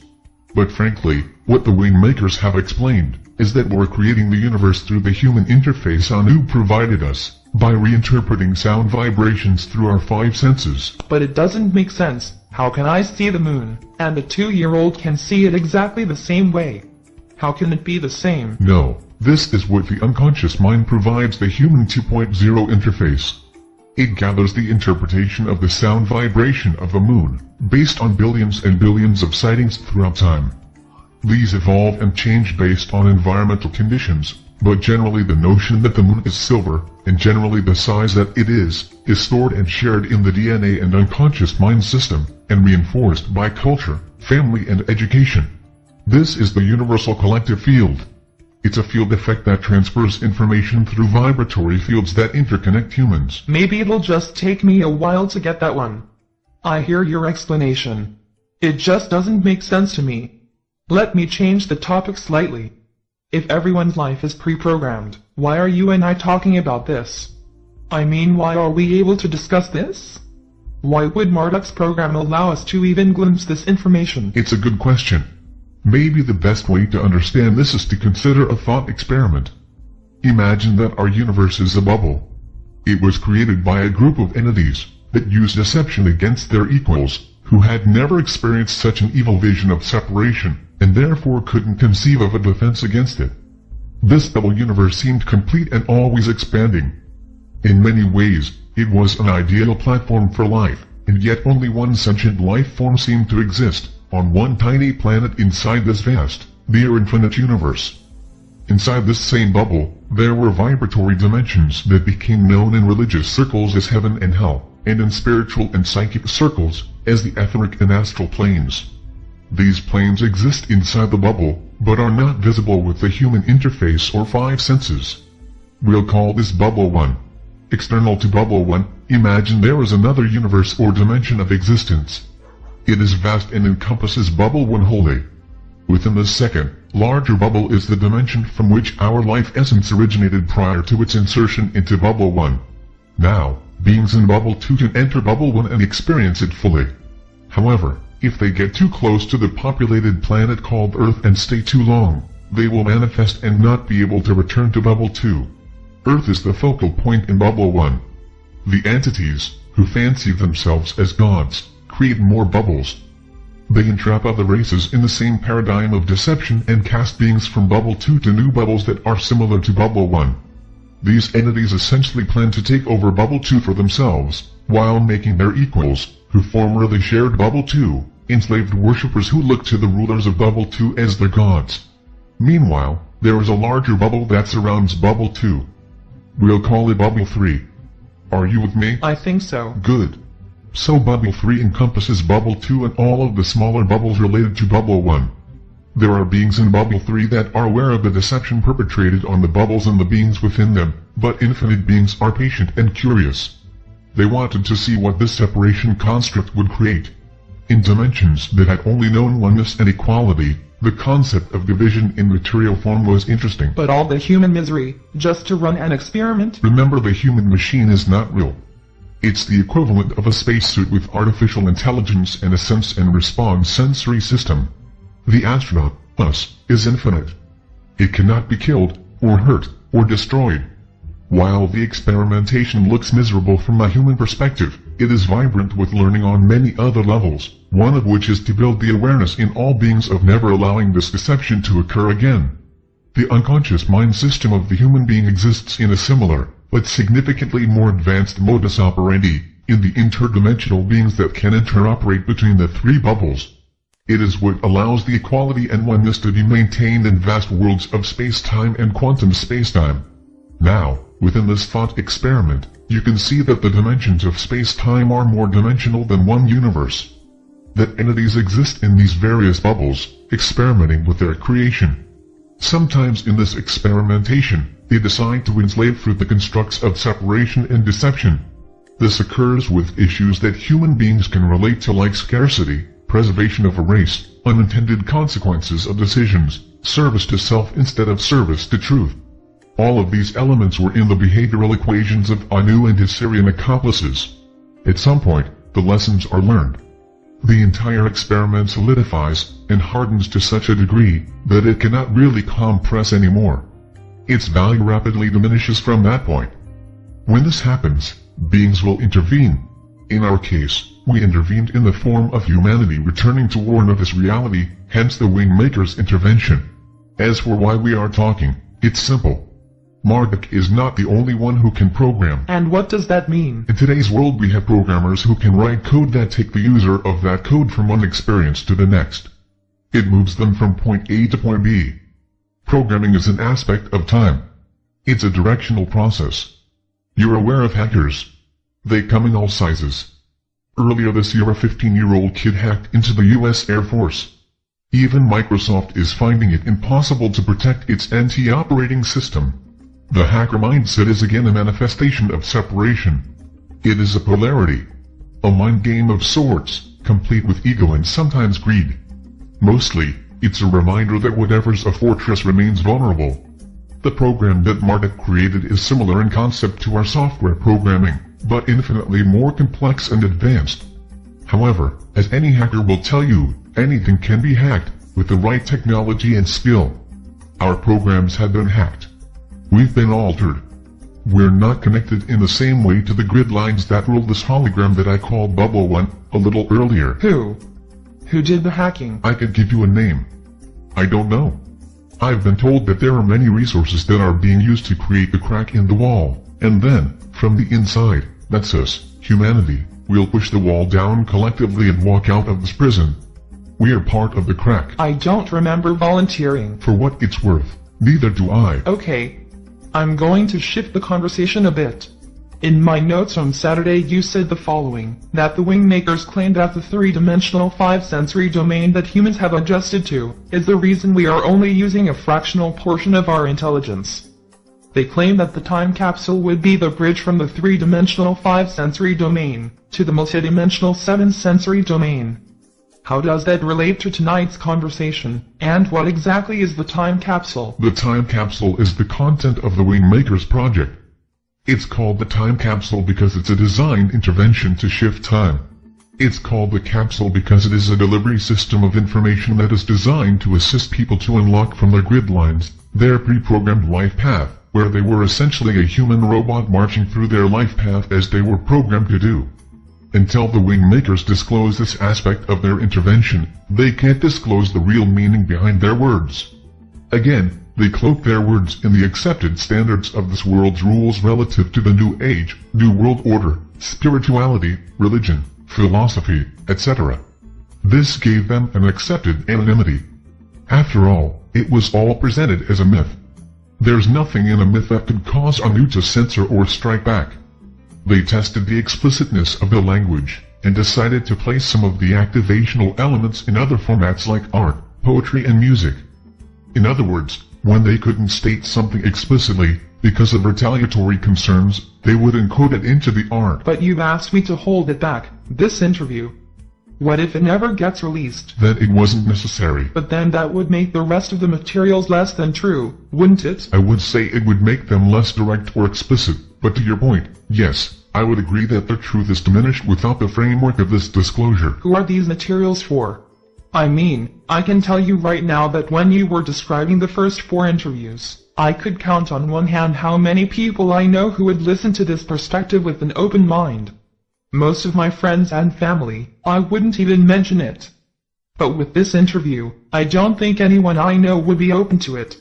I can't think of one, to be honest. I understand. The number of people who show up to look through the crack in the wall will be very small. In terms of the whole population, a tiny fraction. But the real definition of the grand portal is that enough people will look through that crack and recognize there is more, much more to reality's existence, and they will work collectively to push down the wall. When the wall falls, that will be when the infinite beings inside step out and operate the human instrument, not as a separate thing, not as a vessel or something they wear as a uniform, but they will operate inside the human body, free of the interface and functional implants. You mean they won't ascend into bubble number 2 or 3? They will stay right here, Earth. But they will stay here, in the body, as infinite beings, not enslaved shells of themselves. You said there were other beings involved in this intervention. Can you disclose them? I'd prefer not to say anything other than to mention that it will be disclosed soon. This whole enslavement of humanity is like the 6 blind men touching the elephant. Many people are feeling parts of the elephant and describing the part they are touching, but with blindfolds on, it is very hard to describe the whole deception. Are these blind men humans? Yes, of course. They see parts of this enslavement and they know something is happening. Something isn't right. You can have godlike beings walking around the earth coincident with murder, rape, child abuse and war, and they don't feel the separation and deception. Something is terribly wrong. Why are we letting this happen? According to the Wingmakers, there are people who are incarnated now who would be the equivalent of outliers. Are you familiar with this term? No. The term is typically used in statistics. Think of it like an anomaly. A person has what is called a transient malfunction to their interface, but in this malfunction, they are able to see through the crack. It might only last a second or 2, but they glimpse what is behind the walls. And again, I'm not talking about the astral plane, that's just a more rarefied plane of the hologram of deception. People with these transient malfunctions often end up being diagnosed autistic, or in extreme cases, are considered schizophrenic, but because the malfunction is transient, they slowly merge back into the human hologram and lack the contextual meaning of what they saw anyway. They learn to forget. The program draws them back in. But before they forget, before they return to normal beliefs, before they are drugged or quarantined, they share their experience to the unconscious mind. And this begins to express itself through culture. It'll come out in movies, books, theater, art, poetry, and many of these expressions will help to feed the unconscious mind and open it up to the possibility that the scale of our prison encompasses even the light, even science, even angels, even God. Do we wear a target on ourselves when this gets released? I mean, will Anu decide to take us down if this goes out? Believe me, I've probed on that issue. There's risk involved. How much? I don't know. The Wingmakers explain that the creators of this plan have resigned themselves to the intervention, but that their equivalents here on Earth are not as excited by those prospects. It'll work its way out, but it'll take some time. What happens between now and the Grand Portal, when the wall gets pushed down? All I can tell you is that the triad of power will continue to consolidate. The money system will continue to spiral away from the many into the hands of the few. This was part of the original programming. Relating to the return of Anu? Yes. Anu would step in and solve the world's problems and be anointed. Anu would use the centralization of the money system to integrate technology into biologic systems, so they would be able to have infinite existence in Bubble 1, Earth. That way, Anu reasoned, he could be God in this world forever. But as I said, this plan was not perfect in the sense of its infinitude. Anu underestimated the beings in Bubble 3 and beyond. Has it ever been tried before? What? This crack in the wall, and then pushing the wall down? No. Not in our world. This is the first coordinated effort to liberate humanity. But what about Jesus or Buddha? According to the Wingmakers, each of the avatars who came to this planet did so as invited guests. An avatar is an incarnate teacher of truth. Humans were explained as lost beings. It's literally how we are defined in the planes of existence outside our planet. Remember what I had said about the higher dimensional beings that would visit Earth and become manifested? Yes. That was how many of these avatars came to Earth. They did not go through the birth process, they literally manifested in the Earth plane with their dimensional consciousness intact. They did not want to be born into this world and inhabit a human body, because they knew they would sleep and forget. Avatars had to directly manifest. The problem was that people were afraid of them and stayed away, or people acted as guardians of the old system and wanted to destroy the avatar, or some people looked to the avatar to save them. This was what spawned the evolution saviorship model of the universe. Evolution, as defined here, is the process of being saved and absolved of one's sins. The sinner evolved into the disciple, and the disciple evolved into the teacher, and the teacher evolved into the hierarchy of teachers and leaders. Saviorship simply meant that an outside force or avatar would save the individual from their sins or reprehensible behavior, and connect them to the light or spirit of God. The Savior was an intermediary of the hierarchy that plugged the individual into the light of illumination and enlightenment. So, didn't these avatars open a crack? Of sorts, but mostly it was to demonstrate what was really inside the human vessel. It was not to show miracles for the sake of convincing people to follow them or to create a religion. The resurrection, for example, was not a piece of theater to underline Jesus' unique stature as the Son of God. He was not that. That was written in later. As his popularity grew, it was understood that Anu and Marduk could utilize Jesus to strengthen Anu's hold on human culture, and reposition himself as a loving God, the father of great entities like Jesus. Avatars were generally considered an annoyance by Anu. Usually they were killed or locked up to wither and die. Stories would be created to either cement them to Anu's glorification, or they would be vilified and deemed to be of Satan. There was no middle ground with avatars. Jesus was really the first avatar that Anu decided to embrace and create a world religion around. Each of the other world religions were modeled after Christianity, even those whose founder was not technically an avatar. Avatars were very rare. They wanted to come in and push down the walls, but they needed a large enough following to bring the whole wall down. A crack wouldn't be enough. And if they came simply to show the nature of the infinite being inside each human uniform, they risked a religion being built around them that would become, over time, welded to Anu and the holographic, multi-layer deception that hung over humanity like a dome. The Wingmakers refer to a new type of being called the sovereign entity. These are pre-sovereign integral beings, but they are seated with the capacity to step out of the hierarchy, and in doing so, they allow themselves to examine information that others would attack or ignore. Unfortunately, the information that will liberate people is the very information they are programmed to attack. When you use the term hierarchy, what are you referring to exactly? The Wingmakers seem to use this interchangeably with Anu at the top, his leadership within the dimensions, or bubble 2, and his leadership on Earth in the form of the triad of power. Collectively, this is the hierarchy. Can you help me understand how it is that no one knows about this? I mean, out of 6 billion people that walk the earth now, and I don't know how many over the whole history of mankind, but it must be, I don't know, about 100 billion or so. How could it be disguised? That's how many life expressions, perhaps, but not beings. Because of reincarnation, right? Yes. But to answer your question, it's done through the interface of the human vessel. The interface is what most people consider to be them. That is their consciousness. The interface fuses with the physical body and the dimensional being that powers and animates it. There's an old saying that the last thing a fish notices is water. It's an apt expression of our circumstance, too. Humans have been living in this consciousness of a human body ever since they were first created. It is all they have ever known, and because of the sophistication of the technology that underlies this entire deception, we are thrown distraction after distraction to never, ever consider the possibility that everything is a part of an illusion, everything.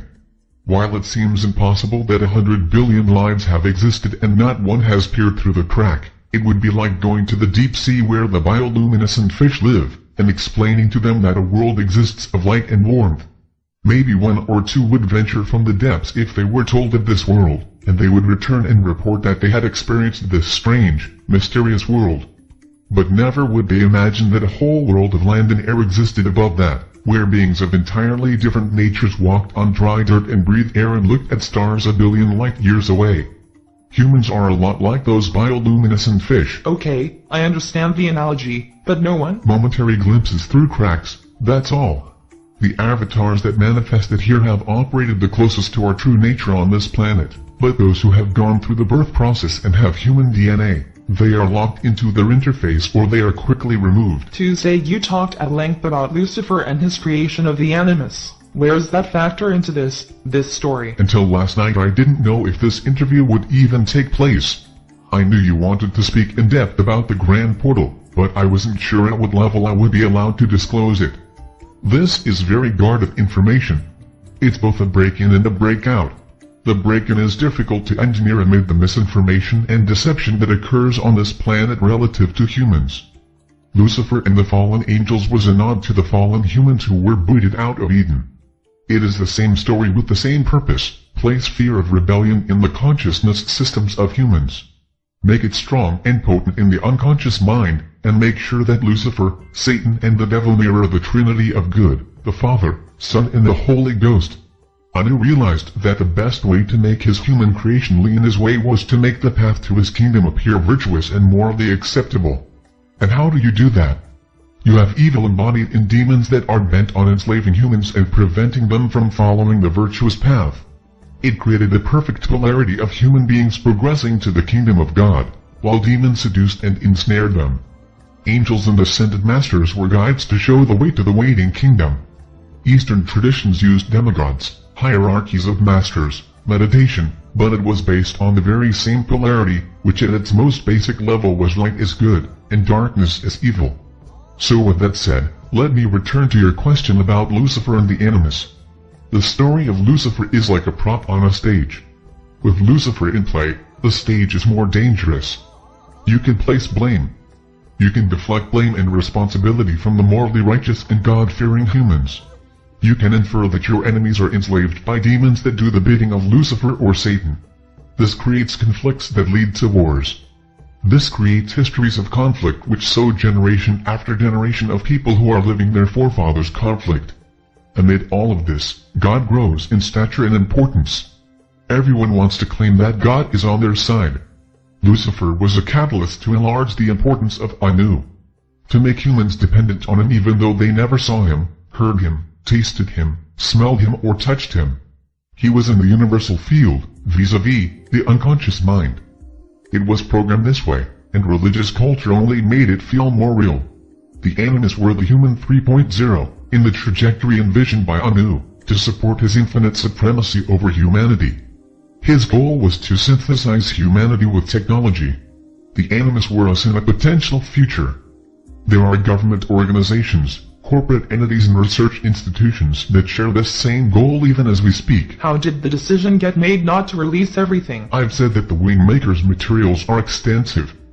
There are 24 philosophical papers, but only 4 will be released. The 4 interviews we previously done, as I told you, these 4 will be released, possibly not all at once, but those have been sanctioned. This interview and the remaining 20 philosophy papers will not be released until certain conditions are met. What those conditions are, I don't know. I assume it has to do with the discovery of the portal, the human portal I mentioned, and getting the crack in the wall established in this world.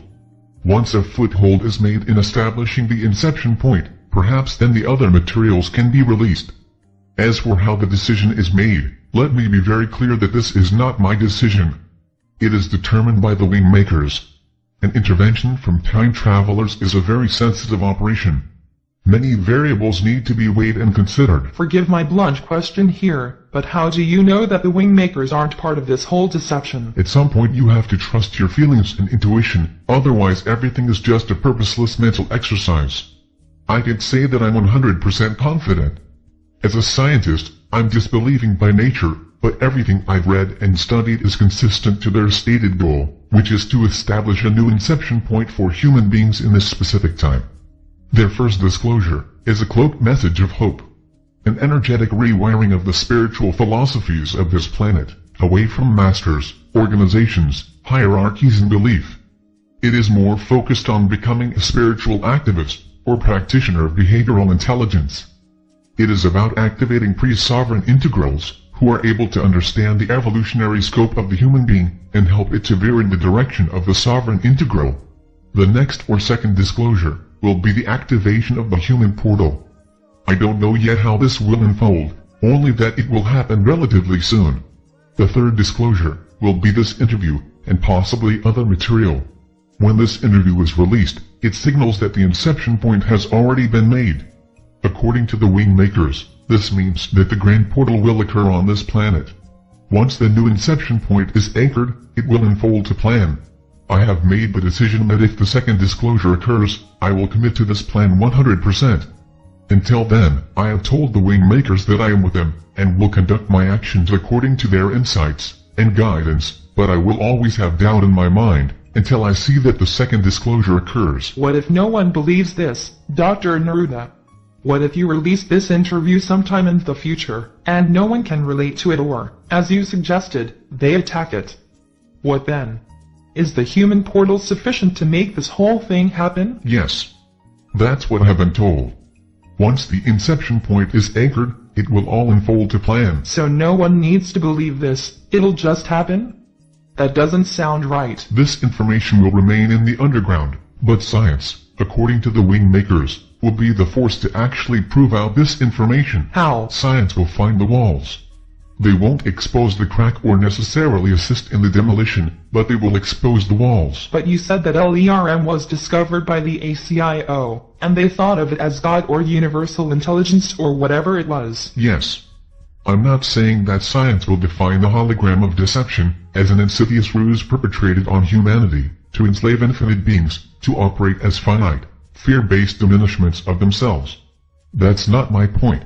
But those sovereign entities that stand around the crack in the wall will need help from legitimate sources that validate the possibility of the hologram. I don't expect science to label the hologram good or bad, or imbue it with philosophical issues like deception, polarity, separation, etc. The Wingmakers have explained that around the time that the human portal is activated, a scientist of great stature will emerge with a theory that will support the inception point. It is all being facilitated by their hacking into the program of these and other individuals. Do you know the name of this scientist? No. Do you think it's you? No. I have no stature. No one has ever heard of me. The Wingmakers were speaking of someone who held a high degree of credibility in the scientific community. I still don't see how it will happen. I mean the wall coming down. If things are as screwed up as you say, people will follow their programming. They'll have too much fear to release everything they've learned, to be real and true. I just don't think people can make such a radical shift. I agree. They can't, not in the face of the status quo. But the status quo is part of the wall that will be taken down. You can't paper over this.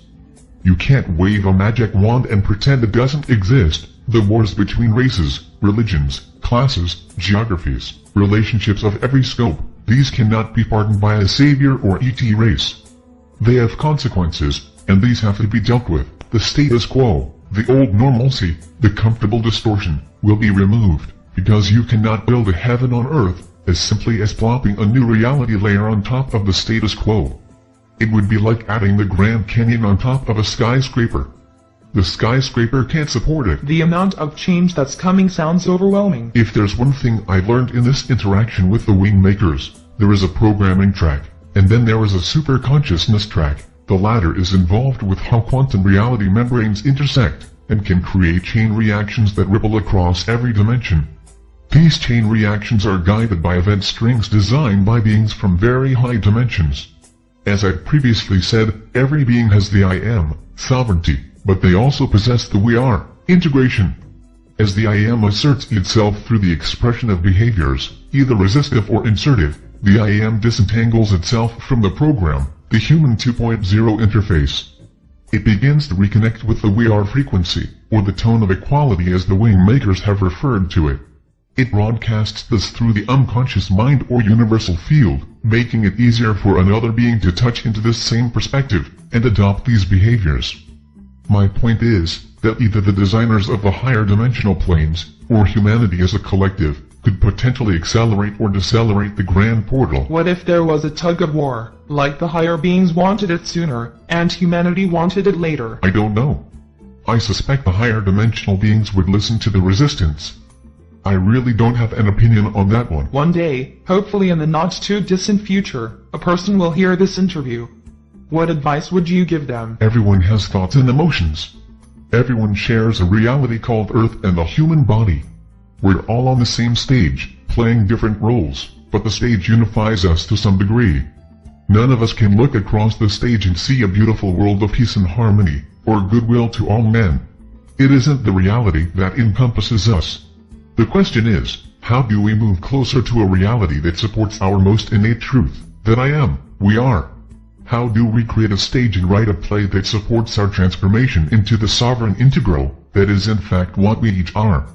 Has religion shown the way? Has spirituality? How about science? How about our education system? Government? My point is, that nothing that is currently in play is uniting us in equality and oneness. If you look at everything in your world, after you hear this interview, you will see that our world is designed for a very specific function, and this function is to feel separation. It can be as obvious as the color of skin, gender and different cultures, to the subtler distinctions between religions and spirituality, but the design is fractal, and it infuses everything in this world, in this common unity I have called separation. Ironically, our unity is separation. If you agree, if you also see, or sense this separation, you might also decide that it's escalating, not moving in the direction of unity, but further towards diversification and distinction, as if the more granular humanity becomes, in its information access and expression, the more it drifts apart into clumps of similarity, that feign unity within the clump, but expresses separation to the whole. The leaders of this world, whether they come from political, economic, military, religious or cultural perspectives, know how to speak the language of unity and oneness, but their actions are the result of programs that often act in reverse. This isn't about thoughts and language.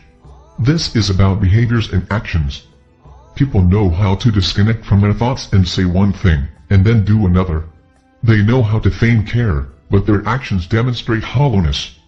This is not an indictment to every standing solution, but nothing has worked. Religion's failure has birthed the nihilistic and disillusioned organizations of darkness and occult experimentation. They feed off one another. It's symbiotic survival. But what is lost in this is the reality that confusion and disaffection reaches into the world's populations, and dulls our collective minds and hearts. There is hope. Hope resides in the vacuum of unity and oneness, that is unaligned to anything on this planet. No one owns it, or controls it, or administers it. There is no mediation or a go-between. It is completely unique. For all intents and purposes, it has never been seen or heard. It is on the other side of the wall. This is our hope, as foreign and strange as it may seem. What is in this world is not working, and it is because of separation. I don't care if you read the most esoteric, spiritual information on this planet, it is of separation. I've read esoteric, spiritual documents, over the past 20 years, that would make most people swoon, and say to themselves, this is the highest information, or this information is true because it is so detailed. No one could possibly know this much detail, unless it was true. The most esoteric information on this planet was not written by human beings, but through human beings, vis-a-vis channeling. The channeling speaks of wonderful spiritual realities, of how humans and aliens are one, of how the deep psychology of human beings is constructed, of the complex cosmological environment in which humanity is nested. All wonderful information except no one mentions how we are enslaved, or why, or by whom. Not one.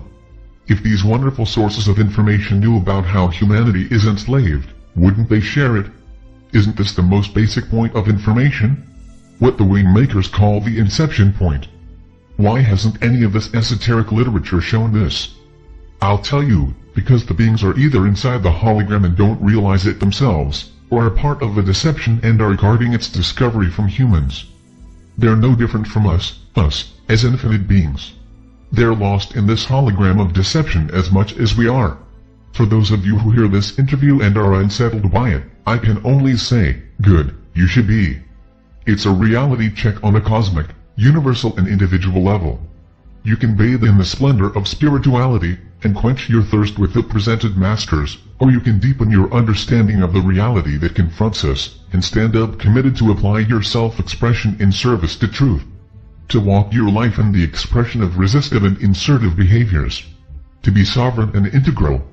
It isn't about spouting high spiritual concepts in thoughts and words. That is the reflex of the consciousness system. It's parroting and robotic.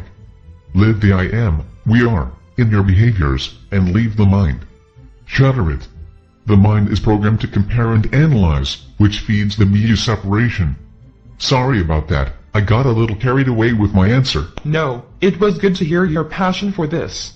I guess the thing that's interesting to me is that the Wingmakers' materials are esoteric, at least to me, and they seem to be explaining cosmological systems and psychological structures. How is it different than what you were just saying about the channeled information? Sometime this year the Wingmakers site will be released on the internet, at least a part of it. Its only goal, according to its authors, is to introduce one concept, the sovereign integral. That is the fractal seed for the inception point. The second phase will introduce practical behaviors to support the sovereign being in their deprogramming of what it means to be a spiritual person. The third phase is to anchor the inception point and create the crack in the wall. You've talked about the crack in the wall as the inception point. Can you elaborate on that a bit more? I will, but first let me state something that I want to mention before I forget. The youth of this world are impressionable. They're transitioning from the subconscious implants of their parents and forefathers to the creation of their own personality. They want to be different, they want to express themselves uniquely, and this opens them to influence. Where does this influence arise? Increasingly it comes through technology and the culture creators of music, entertainment, games and books. They bring the tools for youth to knit their unique layer of personality that can fuse atop their genetic layer of consciousness, the subconscious.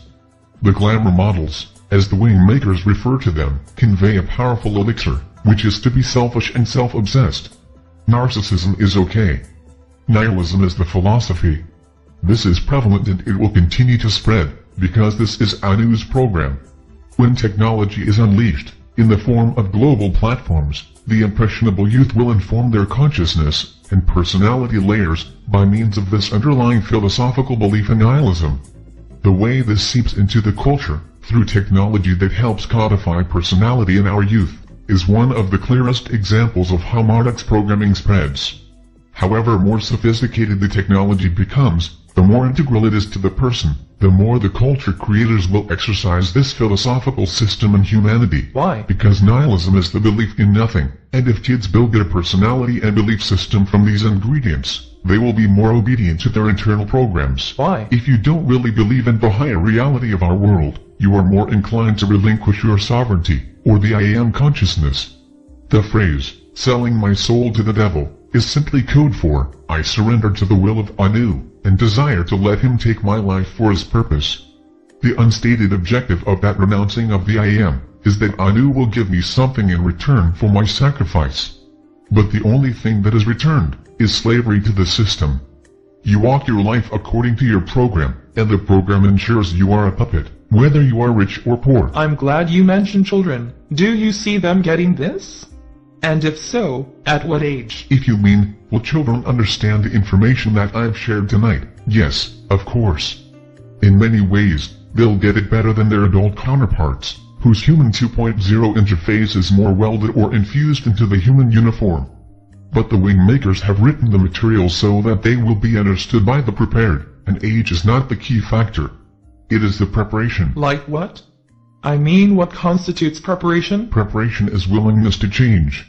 It is a lack of fear to embrace a completely new paradigm, and just as much, to release the old.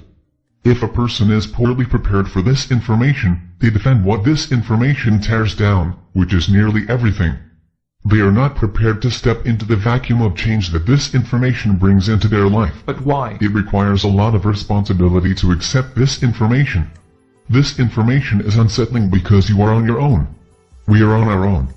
There is no savior, or army of angels, or ETs who are going to collect the good and bring them to their heavenly home. This also requires work. It is behavioral adjustments. It is impeccability. It is authenticity. It is attentiveness. It is caring. It is not a party. It is not surface cosmetics. This is a sober journey into self-realization, no matter how that realization appears. It is a commitment to that premise.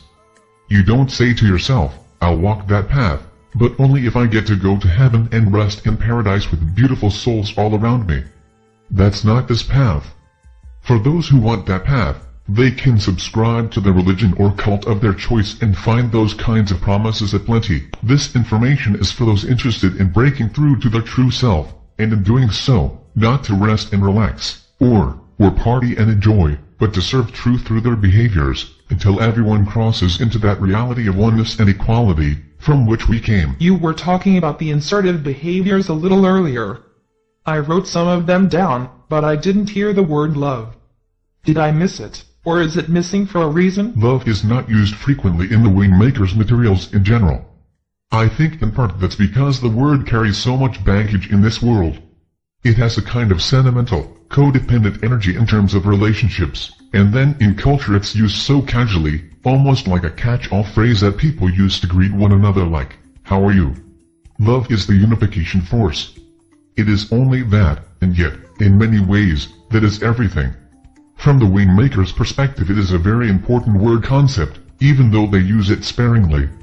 The 6 heart virtues I mentioned are considered the different ways in which love manifests in our behaviors. To this extent, love is expressed in these virtuous behaviors like gratitude, compassion, forgiveness and humility. In that context, the 6 heart virtues, collectively, are the expression of love in the human dimension. What about joy? It also seems to be missing. I know this information seems very sobering and unsettling. Because I defected from the ACIO, I have 2 forces that would like me to fail. This pressure has weighed on me. It had activated a degree of paranoia within me that I didn't know was possible. For this reason, joy, at least as it pertains to me, has not yet been a part of my personal experience. I'm sure everyone will receive these materials differently, especially the information in this interview.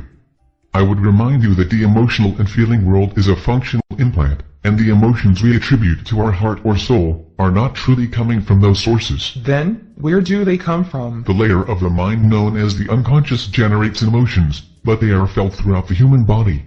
The unconscious layer of the mind is interdimensional, so it extends from bubble 1 to bubble 2, which allows you to feel in the astral world or afterlife. When I express any of the heart virtues, I place them through the lens of oneness and equality. That's where they achieve their potency and expression. Then I take that experience, and quite literally send it to my head region, imagining that experience is placed in the pineal gland, in the center of the brain. This is my way of mailing it to everyone, through the unconscious mind. Why do you call them heart virtues if emotions are generated by the unconscious? The heart is a metaphor for the portal within each individual. It is relatively free of the human 2.0 interface and mind functional implants, partly because of the electromagnetic field it produces, and partly because of its physical dynamics.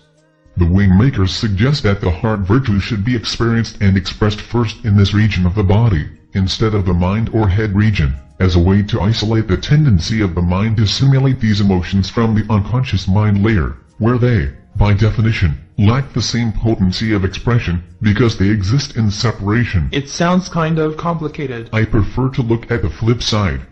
If I do nothing, if I go sit quietly, in my chair and meditate, or study religious scripture, or pray, how am I supporting the progress of this reality?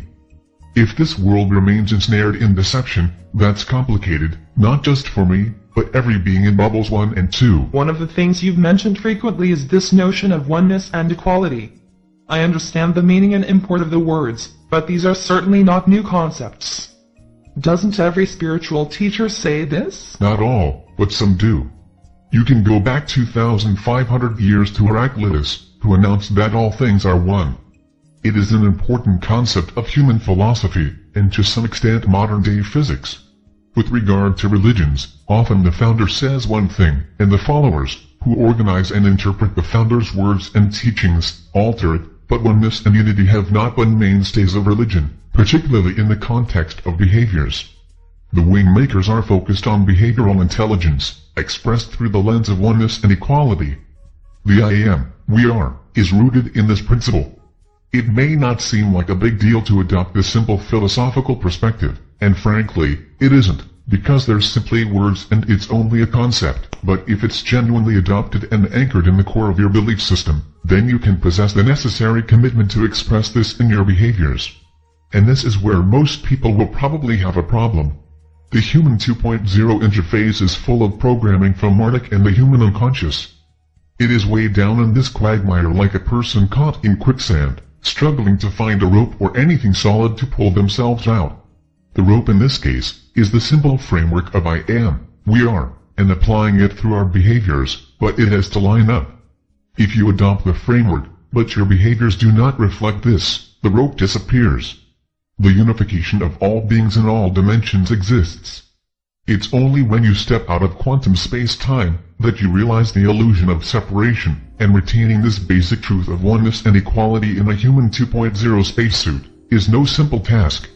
That's why it must be more than words, and the words must be practiced in the now. Why are the Wingmakers doing it this way? It seems so innocent. I mean, asking people to become self-aware, and practice assertive and resistive behaviors. After hearing all of what's happening in the triad of power, it seems like we're using slingshots against their stealth bombers. They want a money system that makes us perpetually indebted, slaves to the dollar, and they want this money system to be one currency. The most powerful people on the planet with access to the best technology, the best weapons, how can we expect to prevail if they want transhumanism? To understand why the Wingmakers are focused on the sovereign integral process, you first need to understand why the Triad of Power is focused on their plan. The Triad of Power believes their one-world concept is the right concept. They want to unify humanity through a money system that they control, utilizing technology as another means to unify. Unity, in their minds, is more like shepherding the human herd into easy-to-manage corrals and monitoring them for any rebellion. Their form of unity is a chimera. It is theater for display purposes, and nothing more. Their form of, we're all in this together, let us protect you, is simply more illusion and deception. Their plan for Human 3.0 remains fused to the same functional implants, that constitute Human 2.0, and that is separation. As I said earlier, they are here to prepare for Anu's return, whether they are conscious of it or not. All aspects of the power system, including major religions, are here to prepare. That is their watchword, prepare. The Anunnaki have one dominant belief in humanity: we are weak, because we live in fear and separation. We do not stand up to the drip of indoctrination, or the slow, but persistent evaporation, of our personal liberties. Now, remember that the Anunnaki and their Triad of Power are both calculating and patient. What they established in our distant past is beginning to come to fruition. The finite, 70-year life of a human being lacks patience. It is programmed to be impatient. This is against infinite beings, that see timelines in hundreds of thousands of years, and can program individual human beings within those timelines to achieve precisely what they want, if human beings agree to it, if they don't stand up. The Anunnaki do not embrace the sovereign integral process. The notion of oneness and equality seems like a weakness to them. They believe they have the upper hand in this chess match. They foresee checkmate. Humans will fold. The sacrifice of Princess Diana last August was symbolic of the vibrant queen being lost on the chessboard. Those are the kind of messages they make, the kind of bold announcements.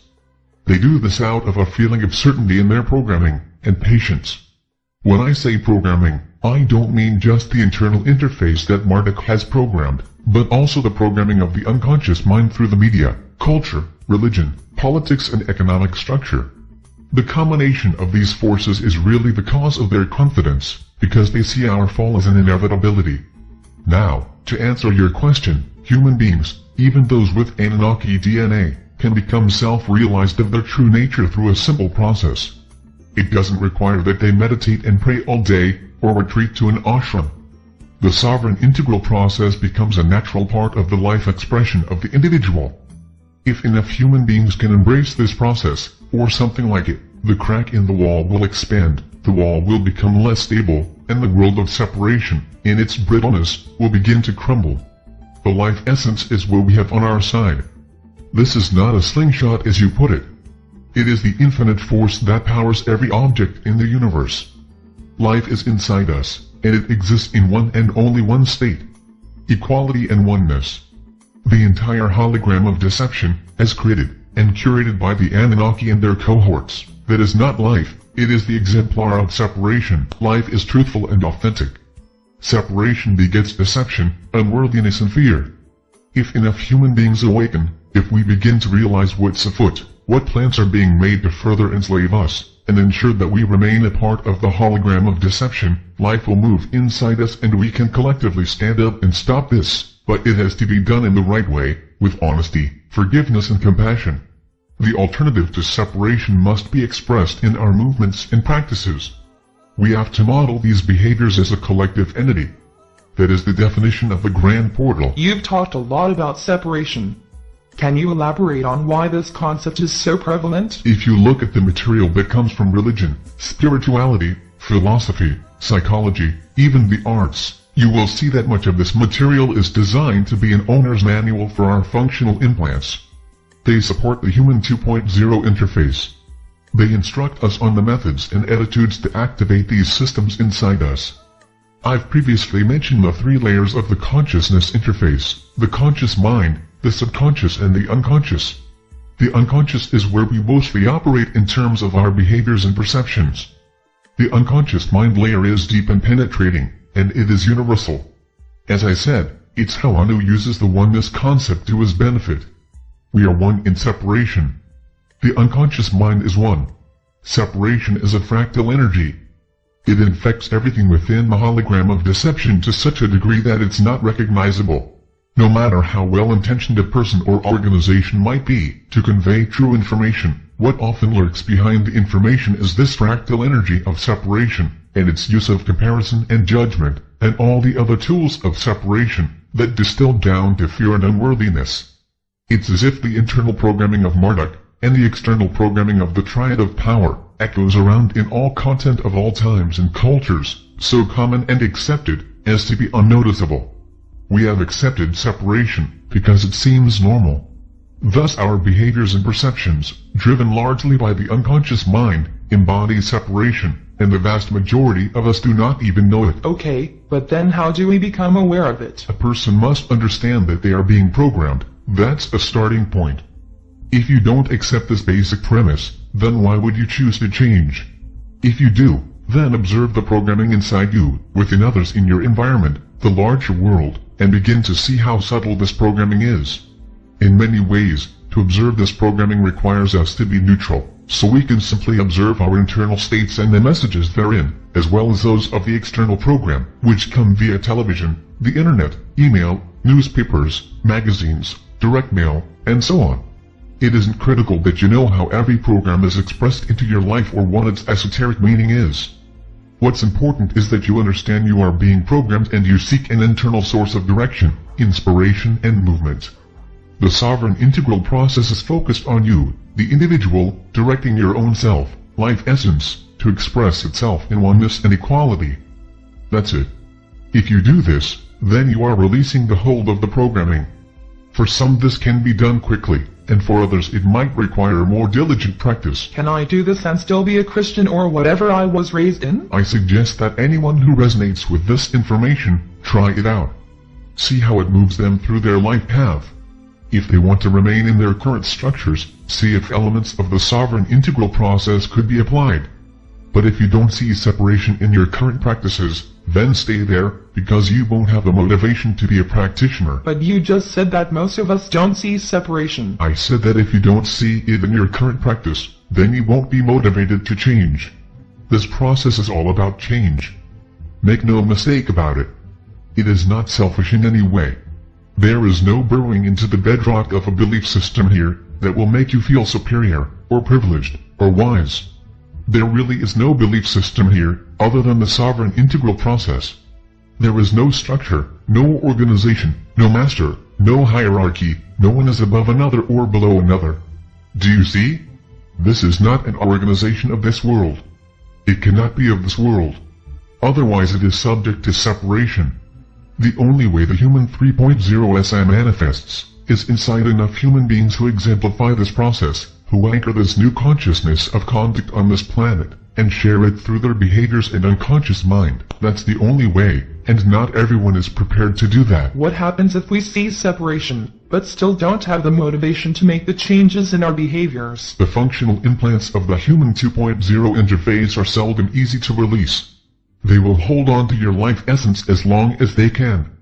They want to drive the human vessel, not hop in the back seat and watch as mere passengers. That's against their program. So talk about this resistance from the functional implants. How does it manifest? I'm sure it's an individual thing. I don't pretend to know how it is for anyone else. I can tell you from personal experience that I initially dived headfirst into this process, and rearranged my life. I thought I was doing a good job, and then a week or two later, I found myself back to square one, exactly where I'd started. It felt like amnesia. It was as if I had forgotten I was even doing a new practice. Admittedly, in my case, I had a lot of distractions in my life, but everyone can probably say the same thing. So I think this tendency to return to the habits of the consciousness system inside our 2.0 interface is the main way that resistance is expressed. Change of the scope is not an easy proposition. The human 2.0 mind doesn't like the back seat. So what did you do to return to the sovereign integral process? Well, for me, I needed to direct the techniques inward. Explain what you mean. I was directing the hard virtues outward to others, but I wasn't turning them inward to myself. It dawned on me that the inward was probably the most important place to start. How did you do that? It takes great alertness to live and express in the now. Human beings have a tendency to live in our past memories or future concerns. This was what I was doing, and it took me from the now. And the now is where our life essence expresses. It isn't in the past or future, only the consciousness framework pivots between past and future, so if you find yourself in there, you know you are not in your essence. When I realized this, I read from the Wingmakers philosophy that breath was the magnet of nowness. It was the element that brought the human being into nowness by being aware of their breathing. I also learned that there were different kinds of breathing that enabled this sense of nowness to penetrate more vividly into the hologram of deception. The point is that simply being aware of my breath helped, as the Wingmakers put it, to center me in stillness. This, by the way, doesn't mean that you're in a quiet room. You can be in a meeting at work, and center yourself in stillness through your breath. But by being in this internal centeredness, I was in a better position to feel my own sense of expression, and that's what was missing in my initial efforts to integrate this process. I didn't have a good starting point for my practice of the hard virtues, and I was directing them outward, to other people or events, and not myself first. Once I made that adjustment, it helped me to identify my essence, and distinguish it from my mind system. Life essence is authentic in oneness and equality, and exclusively moves in nowness. The consciousness framework pivots between the past, present and future and operates in separation. If you express the heart virtues from the consciousness framework, especially outwardly, they won't have the same potency or effect. You've mentioned the idea of resistive and insertive behaviors, and I think I understand the insertive behaviors in terms of expressing the heart virtues to oneself and others, but talk a little bit about the resistive behaviors. What are they, and how does that work? Again, you need to start from the point of distinguishing your life essence in the now. Center yourself in nowness through being still and breath aware. Initially this may take some time, but it happens quicker with practice. Thought patterns that connect you to separation need to be stopped. Behaviors, too. You can simply say, I've identified a behavior that supports separation in this world. Let's say I have believed that Muslims are less moral than atheists, and therefore less likely to get into heaven than someone who doesn't even believe in God. This is a belief or thought form that relates to separation. I can say, stop that, but it's not really effective for most people. I can resist the belief every time it expresses itself in my life, but many of these beliefs are so subtle and subconscious that we don't even realize how they express themselves in our behaviors and choices. If you apply the heart virtues to yourself, like forgive yourself for having these perceptions, have some compassion for yourself that everyone is infected with these separation beliefs from their subconscious and unconscious mind layers. Be humble that making this resistive alteration is not just about you, but in a way, it's about everyone, because we are one. Appreciate the fact that you are working on this for the good of all. Have valor that you can stand up and resist these separation complexes that lurk in your programmed consciousness framework. You can see how I used the heart virtues to effectively deal with a belief or perception that separated me, not just from Muslims, though they were the target in this particular example, but when you draw separation lines around anyone, you're operating from the consciousness system implant, and it only supports the hologram of deception. Okay, but you're not suggesting that I look at rapists and murderers as one with me, are you? Well, that's just it. They are. You can't have oneness and equality and then say, well, that's true, except for this population of society, or these felons of the human race. There is no leper colony, where humans are excluded outside of the circle. The circle is all-inclusive, or it is an illusion. This is an absolute. Remember my statement about the hologram of deception as a prison? Yes. There is no other prison inside the prison. We're all in the prison. All of us are prisoners, even those who are in the incunabula. There is no one who stands inside the prison walls and truly knows oneness and equality. But then how does it change, if no one knows this? It's a process, both for the individual and the human race. We work on it, together. We resist behaviors of separation, and insert behaviors of oneness and equality. We disengage from the thoughts, ideas, beliefs, principles, people, organizations, currencies, food, clothing, fashion, toys, and everything else within the hierarchy whose roots are nourished by separation. When you put it that way, it sounds daunting, even impossible. It has to be done, and it has to be done by us. The question is, if it has to be done, when does humanity want to do it? Now? 100 years? 1,000 years? 10,000 years? The Wingmakers are clear about this in their writings, that if we wait until after Human 3.0, when man and machine become integrated, it will only become more difficult. Enslavement of life must end, at all levels. I want to shift to something that's been bothering me about this whole conversation, and that is the issue of a god.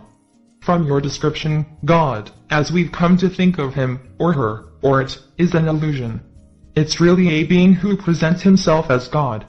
So the question is there a real God? Thanks for asking that question. I meant to bring it up on my own, and I think I sidetracked myself. Let's go back to the thought experiment about the bubbles. There is a presentation of a God, which as I've said, is Anu. This is the God that Muslim, Jew and Christian alike, revere and worship.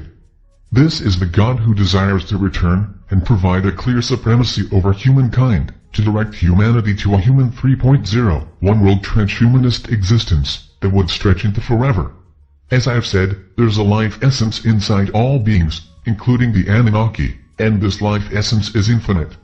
If you understand infinite, then you understand it is outside of space-time.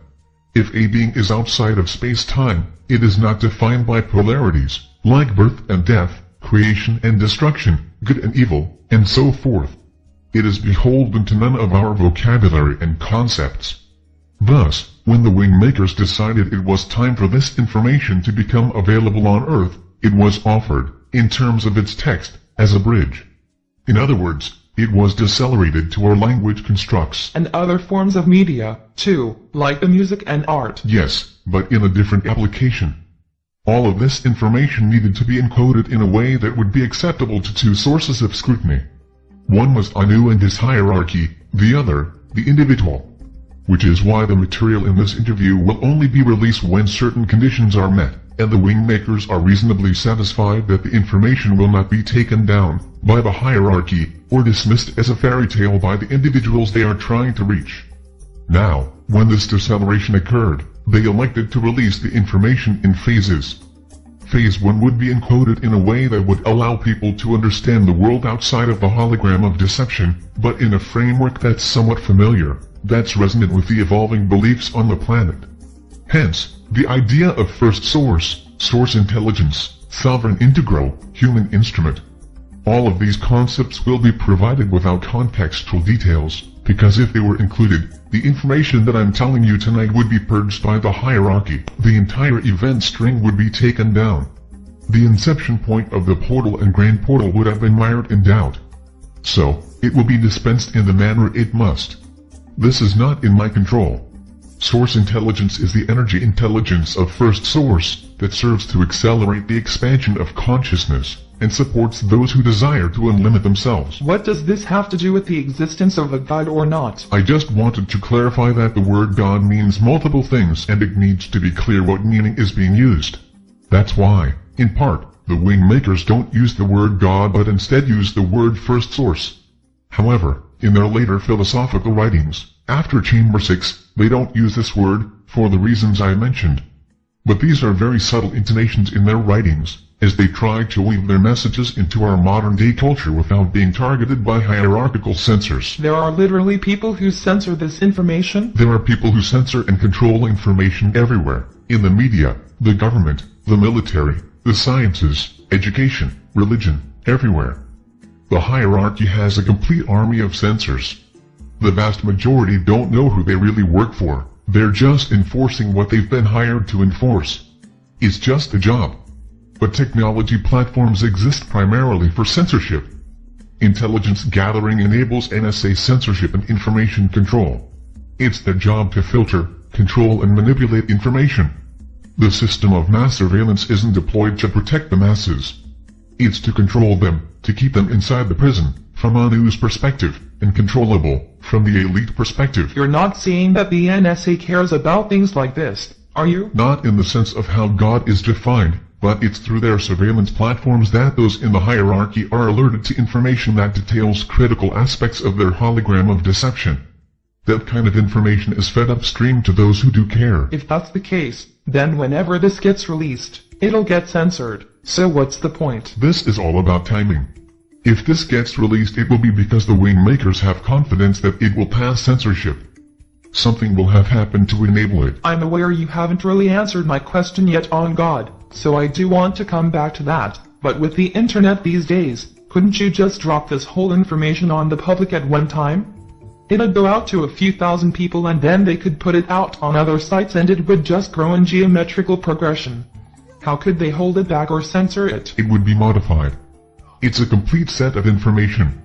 Once it got out in that format, some would claim their version is the original and others would claim that their version was the original, and they might be as different as black and white in some areas.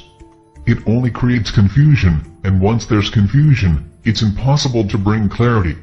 In intelligence circles this is called reputation destruction. Think of it like this. You have a set of information that is targeted to specific beings that live everywhere on the planet. You wait until there is a communication system that can get to each of these beings. You have to make sure that the information is as pure as it can be, but still get past the censors, so you encode it and release it in phases. The first phase is released as a real event, to test the waters of reaction. The second phase is released with new content and modifications, emphasizing that it's a mythology. This is to reassure the censors. The third phase will get more involved in practices and behaviors, but without full context. The fourth phase will probably be the human portal. The fifth phase will probably be this interview. And the phases that follow will depend on how this interview is received. So every release is being observed by both the hierarchy and the Wingmakers. Okay, let's go back to the God discussion. Yes, so, to answer your question, is there a God? There are many gods. Some beings present themselves as gods, and some beings manipulate others to such a degree that they become regarded as gods. And then there are collective intelligences that move between the quantum membranes, and simulate godlike qualities of omniscience and omnipotence, but they are not gods in the sense of being the creator. There are even some beings that present themselves as God through a human channel. The view of the Wingmakers is that the oldest civilizations in the universe believe there is a creator, but that this creator, known in the Wingmakers' philosophy as First Source, is so fundamental that it is the fractal essence of all life in all variations. It is the quantum zygote of life at the most foundational level. It is not truly knowable as we think of knowledge. It is experiential through sound that evokes this tone of equality spoken of in the Wingmakers' philosophy. It's not apprehended through the mind, which makes it hard to describe or convey. This is the problem with anything so elemental that it all but disappears. How do you convey it in such a way that it can hold a human being's attention? So there's a God, but it's unapproachable. Is that basically it? Yes, but I want to mention that the relationship is to a creator, not a God. The creator is in all life. God is more of a parent, and in religious circles, a father figure who is humanized to such a degree that we can pray to God to give us things, help us remove obstacles, crush our enemies and so on. Creator is aligned to oneness and equality, while God is aligned to separation and fear. First Source is the creator of life, the manifest reality of all existence. The creator lives within life as the infinite spark that connects all life as equals in oneness. It is not here to be humanized. It cannot be humanized, or for that matter, reduced to any other life form or thing. The creator is the conjoining of all existence in the equality of oneness, and when that occurs, then God exists. When it does not, there is no God in existence, only a creator. It is really that simple. As it is said in various religious texts that God created man in his image or likeness. And provided you understand Anu as God, then this is a reasonably true statement. However, the Creator created the infinite spark that animates the human form, and so the sovereign integral is the creation, and Anu had nothing to do with this. He merely figured out a way to enslave it. The last thing I'll say about the concept of God is that it's used by religions to separate ourselves from responsibility. It allows us to say, I'm not responsible for poverty, or war, or child abuse. There is a God who is much higher than us. God created the world. He is in charge. If he allows war and poverty, who am I to bear responsibility? The wrongdoers will pay in hell, and the tormented will reign in heaven. So God, or the concept of God, releases us from responsibility. The Creator, on the other hand, is not this way, because we're all bound in oneness, and what happens to one happens to all, and therefore, we're all responsible for allowing separation to rule our behaviors. It's important to recognize the difference between the constructs of Creator and God, especially within the hologram of deception. After hearing all of this explanation, not just about God, Creator, but the whole interview tonight, why couldn't it have just been released as it is defined in this interview? Why even release the first phases if they lacked this context? I've tried to answer this already. Let me put it this way, but understand that this is speculation, so take it as such. There's no assurance that this will get released or stay released. That's one reason. There may be other individuals that need the earlier phase information because it bridges their current beliefs better than the later phase information. That's another reason. Remember, this is as much about redefining the unconscious mind as it is anything else. The unconscious mind is the back door that the Anunnaki left open in their designs. That's where the hacking vector can come in, and that's how the Wingmakers information was brought in. What do you mean by hacking vector? The Wingmakers are hacking the program of our consciousness framework as designed by the Anunnaki, programmed internally in the DNA and functional implants by Marduk, and programmed externally by the hierarchy, also known as the Illuminati, globalists, New World Order elite, Bilderberg Group, etc. The Wingmakers must come into these programs from vectors that are less protected or defended by sensors, and have the potential for quick spread. Bear in mind that while the functional implants of the Human 2.0 interface are programmable, should they become hacked or altered, they can be upgraded or patched just like software. So the ideal method to enter the human domain is to enter through a backdoor, appear harmless, even part of the order, and then quietly see the fractal process that can spread through the unconscious mind layer. That vector is not altering the program from the hardware or software perspective. It utilizes the consciousness framework in the Human 2.0 interface without changing its programming. It's like an app riding on top of the operating system. It needs to be invisible until certain conditions are met.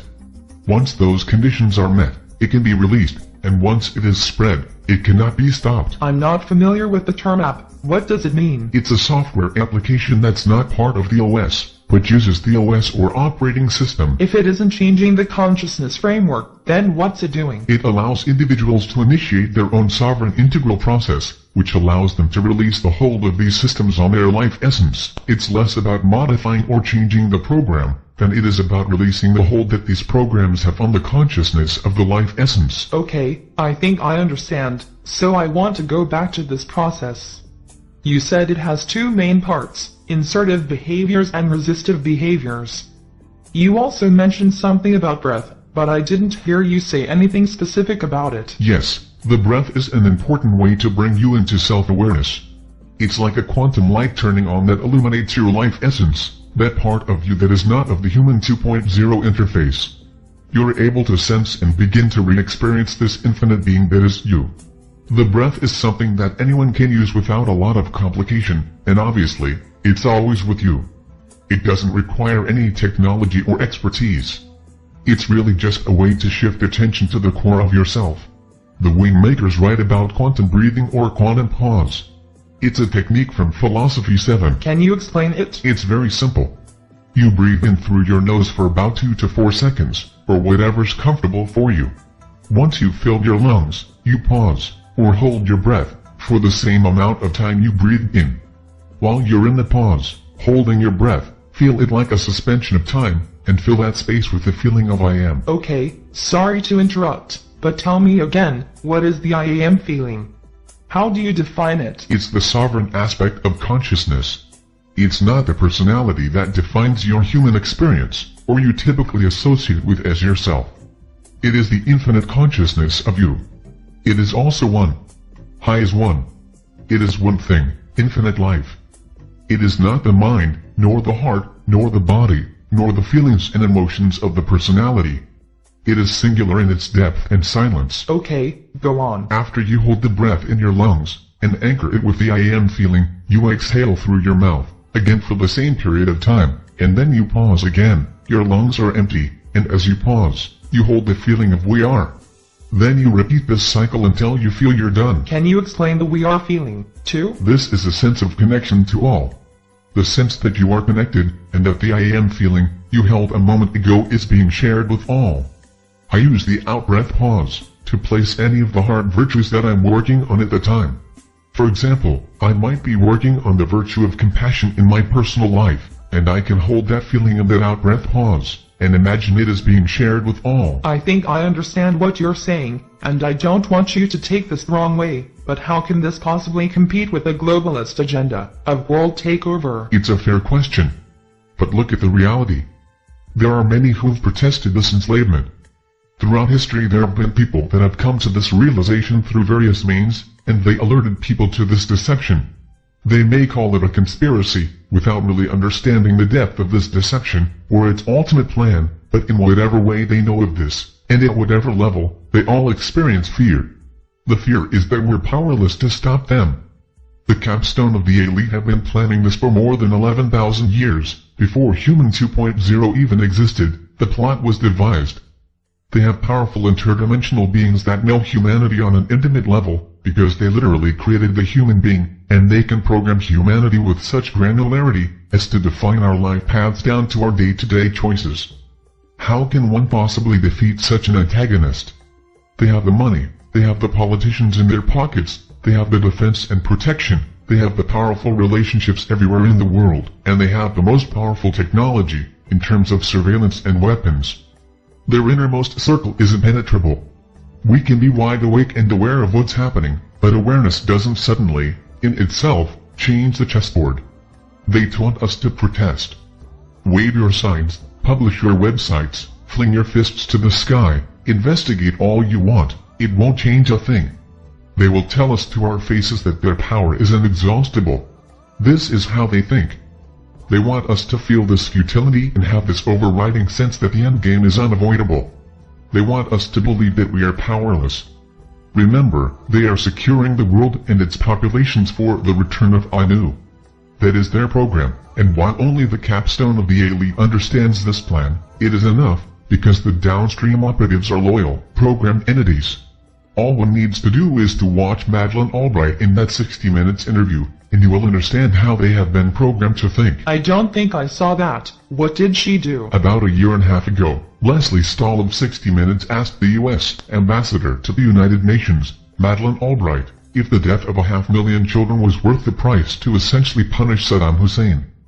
Albright responded that it was. You see, this is the enemy that holds power. If they can justify killing children, they can do anything. The Wingmakers have written that it isn't the protests that will change this enemy. If we shout at them and practice resistance with our guns in the street, they will only squash us. To bring their objective to a halt, we need to push down the wall, and we can do this by being practitioners of the sovereign integral process or anything similar. If human beings become self-aware, deprogrammed entities, who understand specifically how we have been enslaved and for what reason, we can collectively push down the wall that separates us from our true selves. This creates a chain reaction that affects everyone, including the capstone of the elite. The wall falls for them, too. It's using the consciousness of the life essence to reveal the human 2.0 consciousness as an invented reality. It's weaning from the hologram of deception to the reality that all life exists infinitely, as equals in oneness. Okay, but how do we know that we'll be successful against them? We don't, other than what I said before, that the Wingmakers are humans who have time traveled to share this sovereign integral framework. I realize this sounds like science fiction meets David and Goliath. I can appreciate that, but I'm explaining what I know as directly and honestly as I can describe it. If anyone hears this interview, assuming it's released sometime in the future, then you can decide for yourself if what I say stands up to your scrutiny. I would just caution some to consider the possibility that should you dismiss it, your reaction could be a programmed response. It is your consciousness framework that is sensing and responding. Consider this before you dismiss this information as fiction. But how would a person know this? I find myself doubting this disclosure. I don't find it very plausible. As a journalist, I'm trained to be suspicious of sources, and as much information as you've shared with me, I find myself wondering how this is possible, and I haven't heard about it. The hierarchy practices deception by controlling the buttons on the machine of absolute power. This machine is. But you yourself said the internet was not something that they wanted to get out. True, but whatever technology is released, they will find a way to use it to their advantage. It doesn't matter what the technology is, they will find a way to subvert it, modify it and use it for their agenda. These are extremely bright beings that are obsessed with the centralization of power and control, so that Anu can insert himself without resistance. What if enough people woke up and rebelled? Couldn't we start a revolution and overthrow these crazy criminals? They are not crazy. They are deceptive intelligences, who have lost all sense of connection to their true selves. In many ways, they are the ones who are lost, and because they are so lost, they have led the unsuspecting to their haze of obedience. We have followed them. That's our responsibility. The material is here, in this interview, to wake up. But it's one thing to wake up, and it's another thing to know what to do about it. You mentioned a revolution. According to the Wingmakers, it would be a waste of life. They are not going to relinquish what they have worked so hard and long to produce.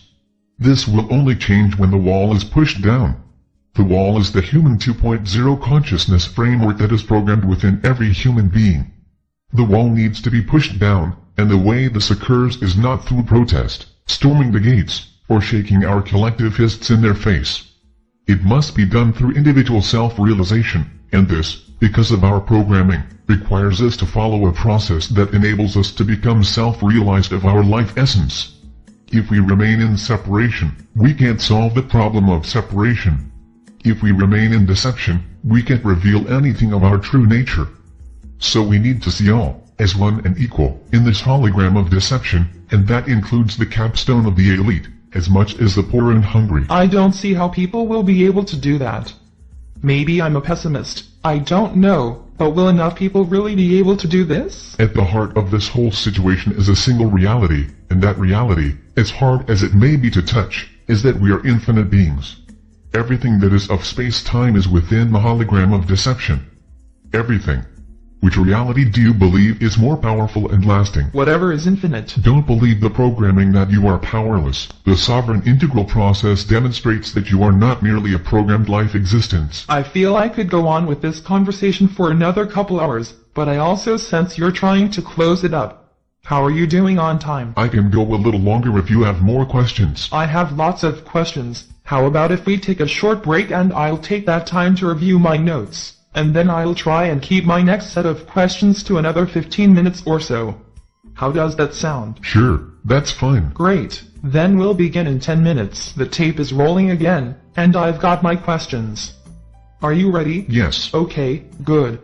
Does it seem like a strange coincidence that the Labyrinth group was trying to create time travel technology, and you stumbled upon the Wingmakers who are time travelers? Not entirely. But how do you really know that they're not aliens or some other non-human beings? Sometimes you just have to take things at face value, when there's no evidence to the contrary, and no evidence that would support any reason for them to misrepresent themselves. Through all of my discussions with you, this interview is like someone coming into my home and rearranging all the furniture. What advice do you have for anyone who reads this and gets a little paranoid, or uneasy about this information, and what should they do about it? This disclosure is not meant to frighten anyone, or make them paranoid. It's meant to support them in their own awakening as infinite beings. That's really it. That's the information's purpose. This includes all of the Wingmakers' information in whatever form it's in. There's a core stability inside you, that's been sidelined, in favor of a manufactured or programmed response to life. You are programmed to fear, because then you will abdicate your liberties to your saviors. And who do you suppose your saviors will be? Who is it that makes Saddam Hussein out to be a monster, while they kill hundreds of thousands of children, to prove their power is moral? The entities behind that power are the ones who will step forward and claim to save you. How they will do this is an unknown, but I have no doubt they will do it. And every time they do it, the corrals grow in number, and the populations inside the corrals swell in size. The fences get higher. Those who remain outside the corrals will think they have insight or special information that allows them to remain independent or free, but they're still operating inside their human 2.0 interface. The only real question, as I see it, has two parts. 1. Do I serve truth or deception? And 2. How do I best serve truth?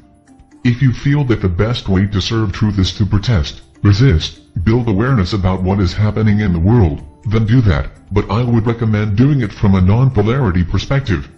You can't fight separation with more separation, it will only polarize. It's important to feel that you are standing up, not in fear, or some other programmed emotion, but that you are aligned to your life essence, and an expression of that source within you, even when you protest. Others may prefer to undergo the sovereign integral process and focus on this more internal stratagem. There is no formula here, and certainly you can do both. But to know this information and then remain passive, a pure observer, is a programmed response, and that is not an answer to, how do I best serve truth? It is a denial of truth. You mentioned earlier that the Anunnaki lent their DNA to the human 2.0. It suggests then that their DNA would be present in a lot of us. Is that the case? This is a very complicated subject. Yes, according to the Wingmakers, the Anunnaki, in an attempt to enhance human DNA, conducted what we would call today in vitro fertilization experiments with human women. They wanted their DNA to create a subspecies that could endure generationally to produce loyalists. The Syrians did the same thing. In terms of DNA tendencies, the Anunnaki were conquerors, and the Syrian progeny were colonists. That's being very general, admittedly, but in broad terms that was the nature of their bloodlines, when compared to their human counterparts. The DNA template for human 2.0 was Anunnaki, but it had been altered. This is where the subject gets complicated. the Anunnaki are not physical beings. They did not exist in three-dimensional density as we know it today. The Earth, 500,000 years ago, was a very different place, in terms of its density, and the gravitational fields that bathed it. The Anunnaki were interdimensional beings, meaning they are infinite just as we are, but without the physical body. However, all beings possess DNA. It's the quantum equivalent of a blueprint. So they experimented with how to use their DNA to create physical beings that could function in accordance to their agenda, which, as I said, was initially mining gold, but later turned to the enslavement of a species who would worship Anu. When the Anunnaki fertilized human women, it was with royal bloodlines, and this was not a coincidence. They wanted these royal bloodlines to sustain over thousands of generations so they could more easily facilitate their master plans on Earth. Was this a nationalistic thing? How do you mean that? Were Anunnaki bloodlines mostly Arab, Jewish, or Gentile? Were there certain characteristics that were noticeable in the physical body? The Anunnaki bloodlines were initially Babylonian and Egyptian, but they have spread into nearly all races. It probably wouldn't be an overstatement to say that nearly every person on the planet today has some fractional percentage of Anunnaki royal DNA. What were they, in terms of their look? I assume they look like us. Yes. It was Atlantean, Anunnaki and Syrian body styles that were effectively blended to create the human 1.0 prototype. All of these beings, though less dense, looked similar to a human form. Races did not intermingle, as they were very cautious not to intermix their DNA, because they were uncertain of the effect and how it might pollute or mutate through their genetics. But remember, the human physical body was an experiment, and they literally looked at it as physical protection, just like we would look at a spacesuit. None of these races lived in the density of Earth, or an Earth-like planet. They didn't realize how Earth would interact with their creation and cause it to evolve in directions that they couldn't control or predict. Earth, as I previously said, was like a random variable, imposing itself on the human body through its gravitational fields. The interbreeding between Anunnaki and human women took place around 6000 BCE, and it was a designed event, not some lustful dalliance with the daughters of men, as it is sometimes portrayed in Sumerian texts. This was part of a design to place a subspecies within the human race that would conquer and control the Earth's resources. It was to consolidate and centralize resources for Anu, and to ensure that the world's wealth could be placed into his waiting hands when he returned. The whole thing about LERM, light-encoded reality matrix, and how the Labyrinth group had seen it as God. I don't understand that if 15 had read the same information as you, how he wouldn't have come to the same conclusions as you. I know you mentioned that you had additional contacts with the Wingmakers, and this convinced you of the authenticity of the information, but why do you think 15 clung to his perspective? You can look at LERM as the connection between the Earth plane and the non-physical planes of the hologram that Anu constructed inside our functional implants. LERM was the connective web, and it was bidirectional, meaning that Anu could be projected into any being's consciousness framework to be seen or heard, and it also meant that Anu could detect and view into the life of an individual being. LERM is known as the White Light, and the Great White Brotherhood is known as its guardians. They appropriated Jesus and Buddha as their foundational pillars, stole the concept of I Am, matched these elements with the White Light, that had been a factor in every religious, occult and esoteric doctrine throughout time, and announced in the 1950s that the Great White Brotherhood was a real organization. Soon after that, ascended masters began to join the swelling ranks, as human channelers began to be the spokespeople of these entities. From the Wingmakers' perspective, these entities are fixtures of the polarity plan to keep human beings firmly anchored in separation, distraction and deception. What does this have to do with 15's decision? Sorry, I got a little sidetracked. 15 knew of the Great White Brotherhood. It's considered a very important element in the overall hierarchy, very near the capstone of the elite, or what I earlier called the incunabula. The Great White Brotherhood was seen as a means to bring occult or secret information to the planet, and it was designed to balance the movement of secularization, which was to essentially rid the planet of religion and bring science to the stage. 15 was not sufficiently convinced to make a break from the incunabula and the Great White Brotherhood. He preferred to view LERM as proof of God, and leave his world intact. This is not, by the way, an uncommon reaction to this information. And intellects, as brilliant as 15's, will make this choice to stay in the known world instead of venture into the unknown. In 15's case, he had too much to lose. Why did the elite want to get rid of religion? First, I want to correct you on your choice of words. It isn't the elite, as most people think of them. The vast majority of the elite are corporate citizens, financial managers, government managers, political heavyweights, military commanders and the like. They are not making these decisions. The vast majority have no idea who or what the agenda is. That's why I refer to it as the capstone of the elite. These are ones who have been preparing the world for Anu's return.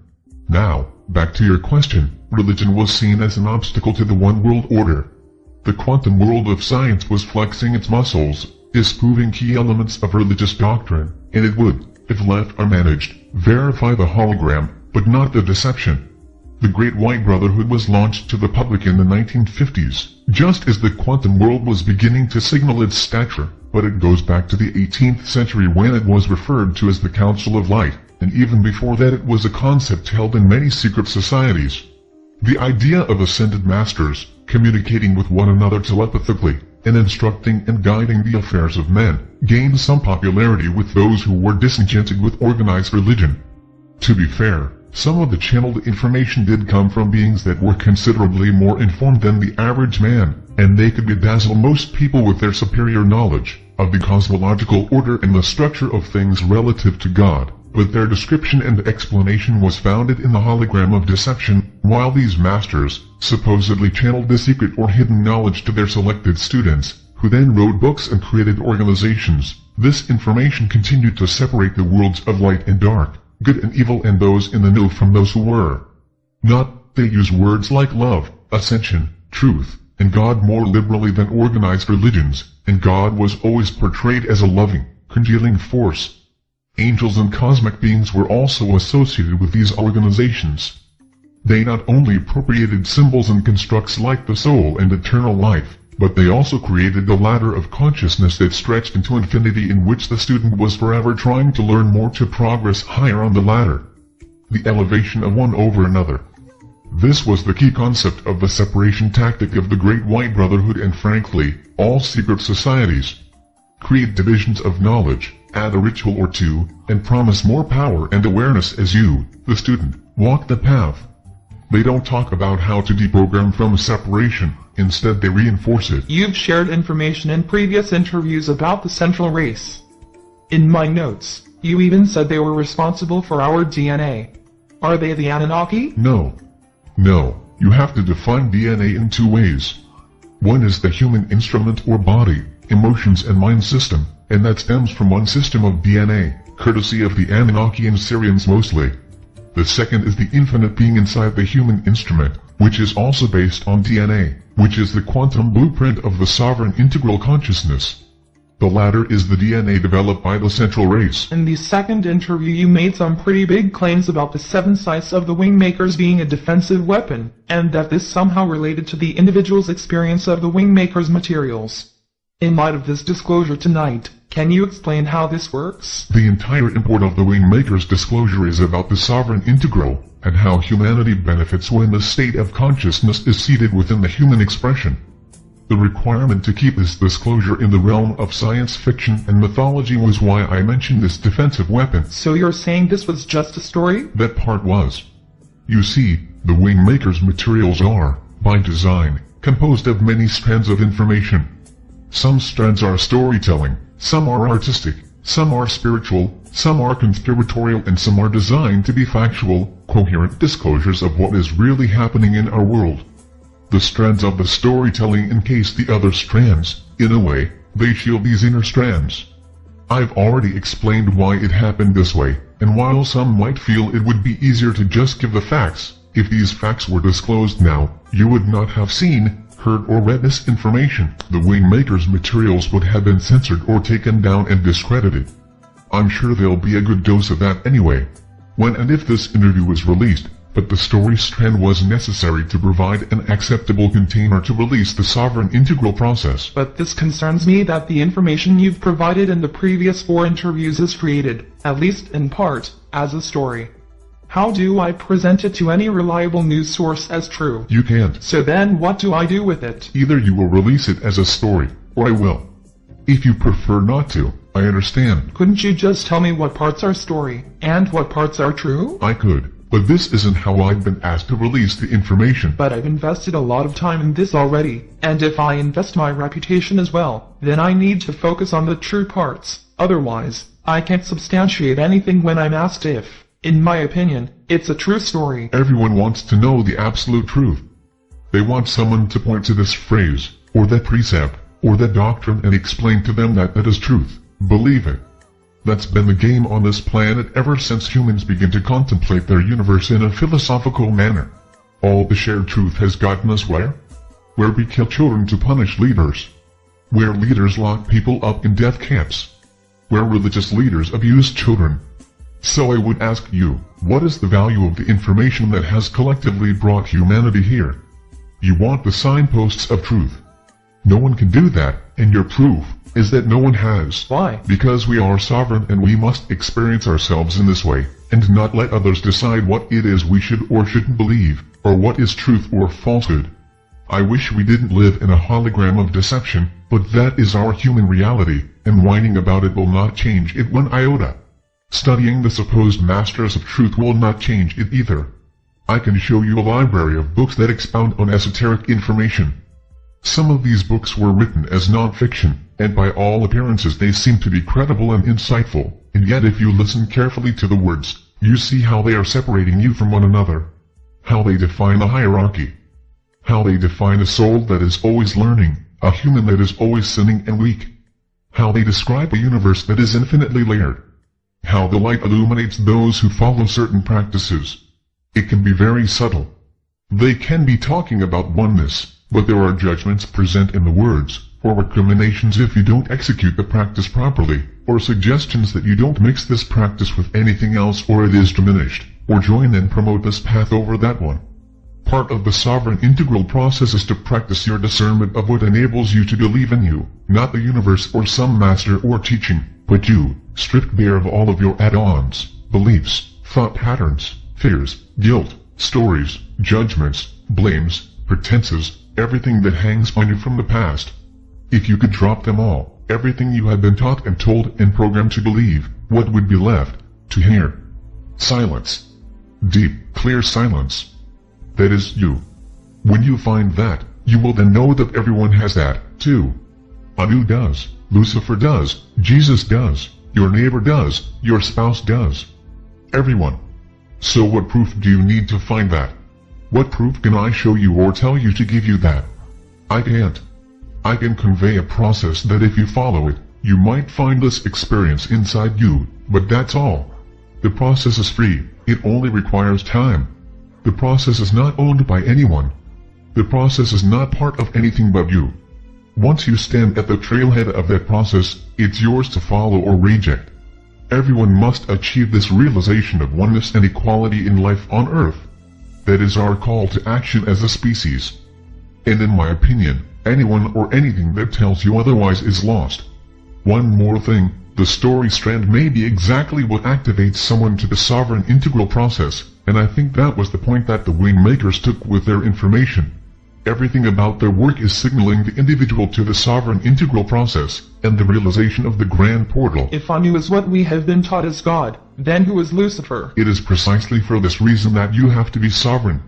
Because in the world where Anu is God, it is easy to presume that Lucifer is the real bearer of light. But remember what I've said over and over, everyone is lost in this hologram of deception. If all are lost, how can anyone lead you to truth? They can't. The truth is self-expression of your infinite self, in the human form upon earth. That is the closest definition of truth that I know. It may not be the same for you or whoever reads this in the future, but this is my definition of truth. Does Lucifer advocate this? I'm not aware that he does. If anyone is not supporting my truth objective, then why would I let them move me in any other direction, even an inch? You ask who Lucifer is. There are 1,000 ways to answer that question, several of them I already have. To add another definition, he is not a polarity of Anu or his puppet. At a fundamental level he lives in equality and oneness, the same as we. Is he awakened? I don't know. I haven't met him. I haven't talked with him. If I do, my first question of him will be, does he support the freedom of human beings, the kind I have just defined, and if he says yes, then I will accept his word until I see evidence to the contrary. If he says no, I will remove myself from his presence. If he says maybe, I would have a conversation with him and invite him to support this movement. Everyone is waking up. I realize it seems like the activation is in super slow motion, but in 70 to 80 years, a huge shift can occur in humanity's realization of what is really happening in this world. There is no way to hide this. It's already in the unconscious mind layer, and it will continue to spill out until we push the wall down. This is more a comment or observation than a question, but the sovereign integral process seems existential instead of transcendental. It also seems like a solo journey instead of an organized group who are supporting one another. Is my perception accurate? Partly, yes. I think the sovereign aspect is what you're picking up on. It's an internal process for the individual to develop within themselves, but the integral aspect is a collective, and I don't mean that as an organizational structure. This process needs to be outside of any organization's or individual's hands. It's not possible to own this or control it within an organizational structure. I think people can use the internet and email to support one another. Some will want this kind of support. Others may prefer to be left on their own. Relative to it being existential, yes, it is that. This isn't about ascending into the high places of heaven and hanging out in perfected realms of space, while your fellow human beings are lost, enslaved and corralled into ever-tightening spaces.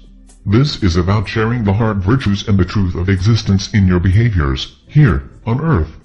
It is about making Earth a place where human beings can express their life essence, without the interference of Anu's hardware and market software, and to tear down the external programming that creates the parents of fear and separation, and all of their children attributes, like narcissism and hatred. If I decide to release this information, do I have to practice it? No. Can I have some time to think about this? How long do you need? Maybe a week. Of course, you can take more if you need it. Are you resigned to the idea that you'll be caught? I'm a realist. I don't think the ACIO will do anything rash. They'll simply do their best to quarantine me. What does that mean? I'll end up in a holding cell, off the grid. What about Anu? Anu is simply a name of the royal leader of the Anunnaki race. His name is symbolic of more than one being, which is the capstone of the elite. You could also look at Anu as the programmed existence of the human race. He exists in everyone to some degree.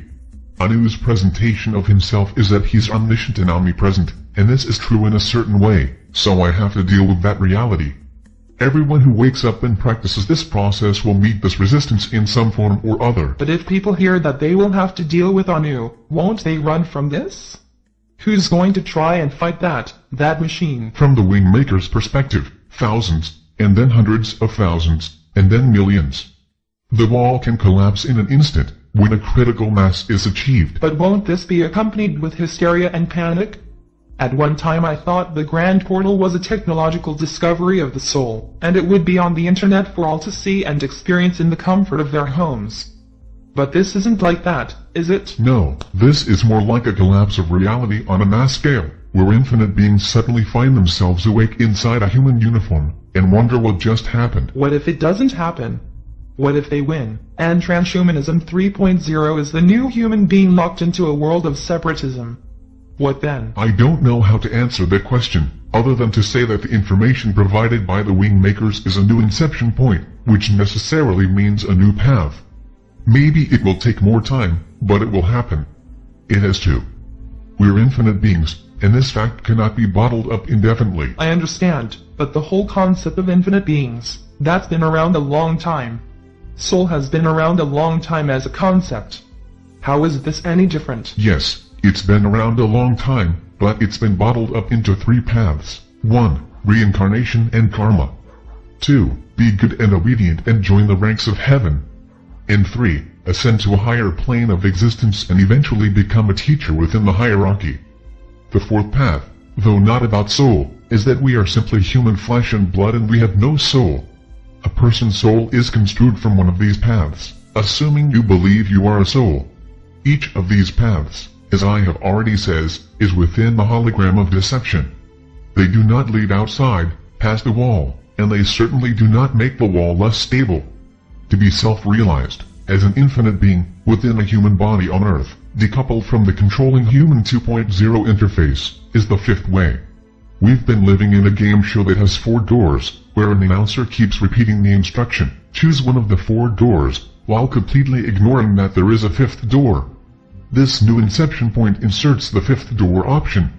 That's how it's different. I wish I could go on with question after question, but I think this is probably a good place to stop. I agree, Sarah. Okay, good. Then we'll bring this to a close, but before we do, I'll give you the last word. Well, first, thanks for your open-mindedness these past 2 weeks. Your questions were good guides, and for all your modesty, you grasped this information with great naturalness, which gave me permission to open up. You've served well those who will hear this, so on their behalf, thank you. I feel that I've given everything I was asked to provide. I realize I fumbled around at the start of this interview. I wasn't sure how to bring this out. I also know that some will want more information, but the critical material is here, in this interview. I'm sure there are more details and nuances I could have provided, but then, no matter how much detail I disclose, it would never be enough for some people.